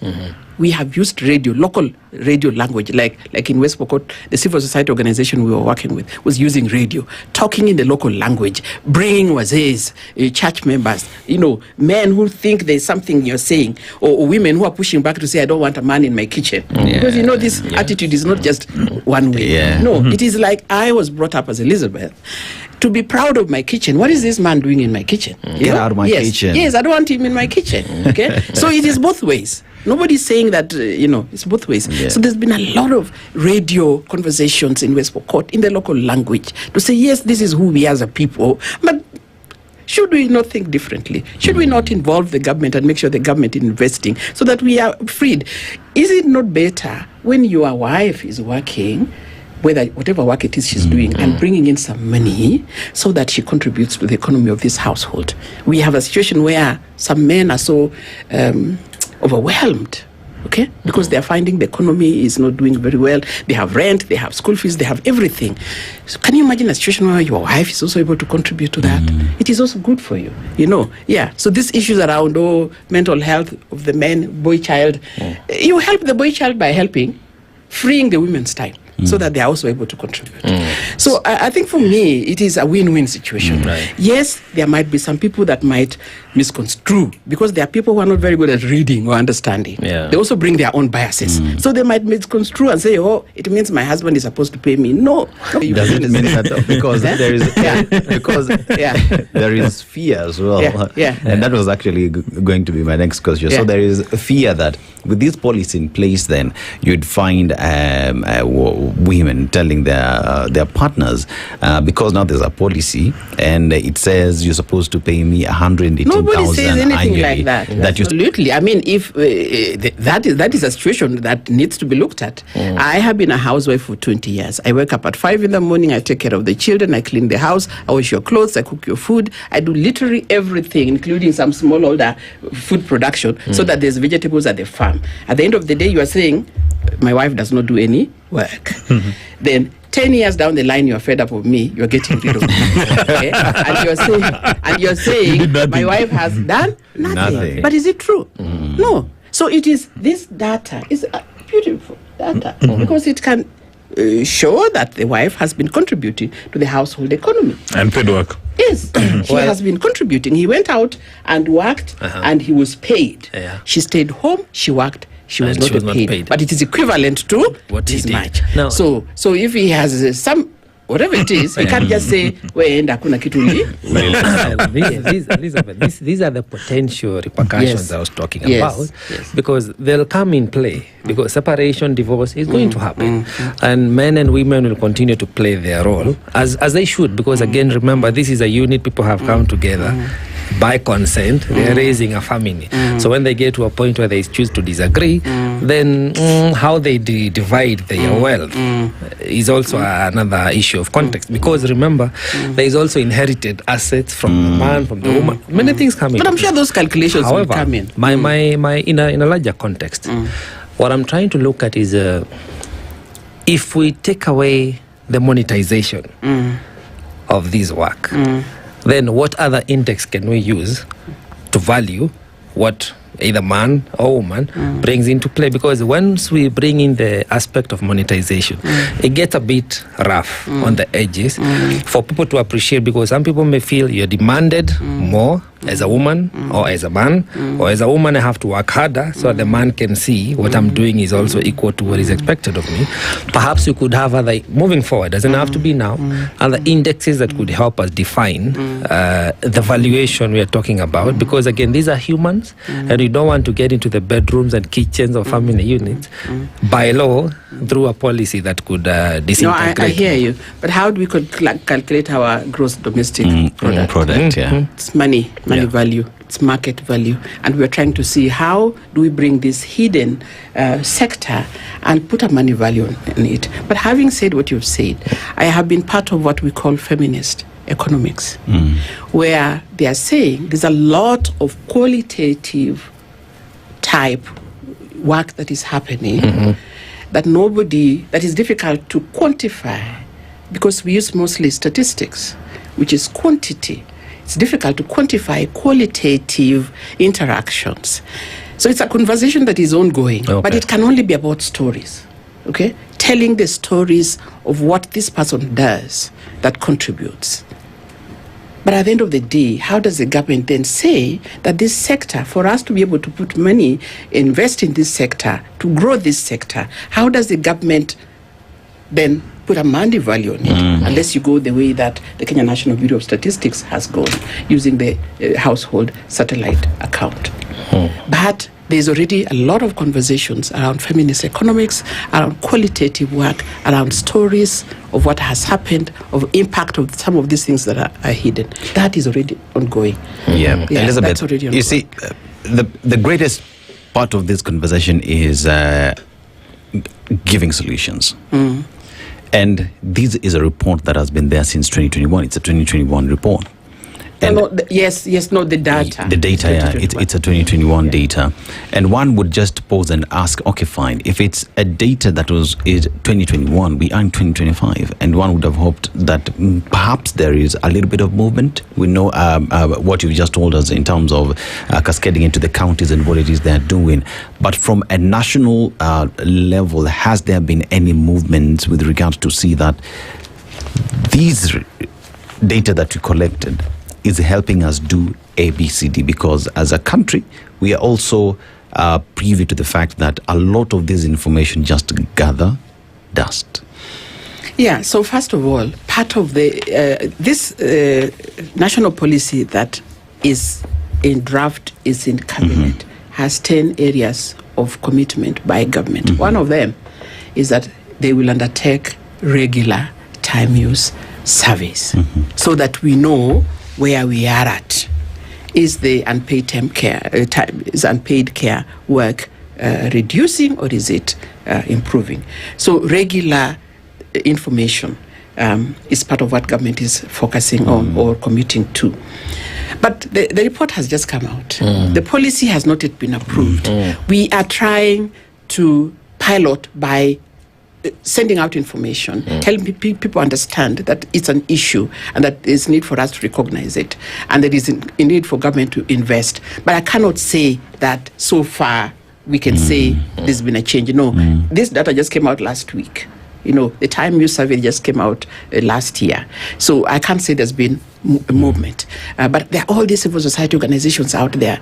Gates Foundation has been big on funding this. They are the ones who have funded the data from conversations have been happening from 2017 almost, making sure that we have the right data, because it must be policy. The policy must be evidence-based. If it is not evidence-based, we have no foot to stand on. So I cannot say that there's been any movement, but the movement has been around policy. Draft is in place. There's been a lot of awareness created. People are beginning to hear about this and thinking, oh, kumbe, it can actually contribute to the economy of this country. But it will only hasten. It will only improve with time. That's what I think. And that would improve with time due to good political goodwill? Absolutely. And that includes, how do we spend our money? Do we even think it's an issue? Okay, think about the 2/3 gender rule. For how long has it been sitting there? It's not been able to be approved. So we are hoping that this is not Saturn. Okay? Because if you sit on it and then you don't approve it, it means that now the counties cannot begin to think, about investing in what we are talking about. The treasury might not think that it's important to begin to invest in some of these care sectors. And they include care, not just domestic work. We are talking about two things, care and domestic work. And care, I don't know how many of you know of families that have people with chronic illnesses who are at home. There are no care infrastructures. I know people whose lives have come to a stop because there are no care infrastructures for people with chronic illnesses. Okay. Perhaps of note as we wind up is to note that the odious debts we are continuing to accumulate as a country, the unpaid domestic workers are part of that. So on top of their burdened financially by the odious debt, but they have no means of repaying. So that's an interesting conversation to further, I guess. I also think that a clever politician, especially a governor or an MP, who studies or socializes these documents and implements some of, comes up with programs aligned to these statements, will find it very easy to win an election. Absolutely, because look at even just water tanks. The fact that you are distributing water tanks and women are able, or families, not just women, men and women alike, households are able to harvest water so that they have water nearby and they're not going long distances. They'll say, you see, I've reduced the amount of time you households are spending on doing ABCD so that you are able to, where can Kenyans find the reports? Just engage with Kenya National Bureau of Statistics. Elizabeth Obanda, Women's Economic Empowerment, the hidden economy valuing unpaid care work, is the conversation that brings the Situation Room, Kenya's biggest conversation, to a close at exactly 10 a.m. Asanteni sana Dismas, Mokua and Josphat. Kamanya. We do this same time tomorrow. Good morning. Good morning. Morning.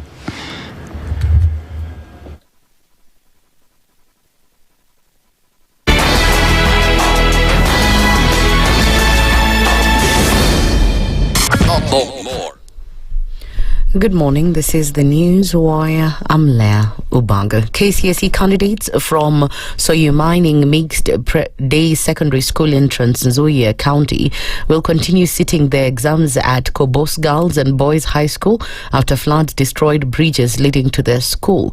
Head teachers Pamela Lumadede of Soyu Mining and Selina Kirui of Kobos Girls said the relocation was necessary for the safety of the students. Our school was affected by the floods and we were moved to a different school, that is Kobos Girls. I have 33 boys and 39 girls. We have received some relief food from the county government and we really appreciate. It is my desire that if we can get some more support, we shall be very, very grateful so that we assist our learners to achieve their very, very goals they had set. They are doing their KCSE exams. When the girls came to my institution, they came empty-handed. Being from a day school, I don't have many items for boarding and therefore girls are lacking so many things like the sanitary pads. County Sports, Youth and Culture Minister Eliud Tormoi noted that the floods had affected the candidates psychologically, promoting the county to provide counselling, food and other support. Both the girls and boys have had to go through a lot of trauma. They left home when the exams were starting and they have come here to be housed. A child from a day school to a boarding school suddenly is just traumatic. And to bear the fact that they have left their parents at home dealing with the devastation of the floods is not also easy. And we keep praying for them. As a county government of Trans Nzoia, we've come to be part of the so many other stakeholders, well-wishers, to come here to make a small contribution and encourage these teachers and these students to continue with the work they are doing for this specific period of time. Police at JKIA have launched an investigation after seizing methamphetamine worth 20 million shillings at the airport's baggage screening facility. According to authorities, the drugs were concealed in 3 mosaic bags bound for the Seychelles following an intelligence-led operation. Officers have expressed concern that more drugs may have been smuggled into the country and have heightened security to prevent similar incidents. The seizure comes just weeks after police intercepted more of this drug worth 8.2 billion shillings in the Indian Ocean. Wiper Party leader Kalonzo Musyoka has called on residents of Makueni, Kitui and Machakos counties to warmly receive President William Ruto during his campaign tour set to begin on Wednesday. Speaking at Lukenya University in Mutito and Dei, Makueni County, Kalonzo Musyoka said the president has the constitutional right to visit any part of the country. He also announced plans to tour the Rift Valley region soon to strengthen his political support. Anakaribishwa, kwa hivyo wacha sasa alete pesa za watu wa Kenya, azunguke kila mahali, atoe hizo pesa. Miradi hiyo ambayo ana launch imechelewa. So I'm so happy that by pushing him so hard, he's able to come running. I'll also go to his backyard in due course. But this is it, freedom of movement. He's the president for everybody, lakini amechelewesha maendeleo haya. So the launch of Ukia Road, how many times have people been talking about hii maneno? Kwa hivyo akaribishwe kwa heshima kama rais wa jamhuri, lakini ambiwe one term. And that's the news wire. I'm Lea Ubaga.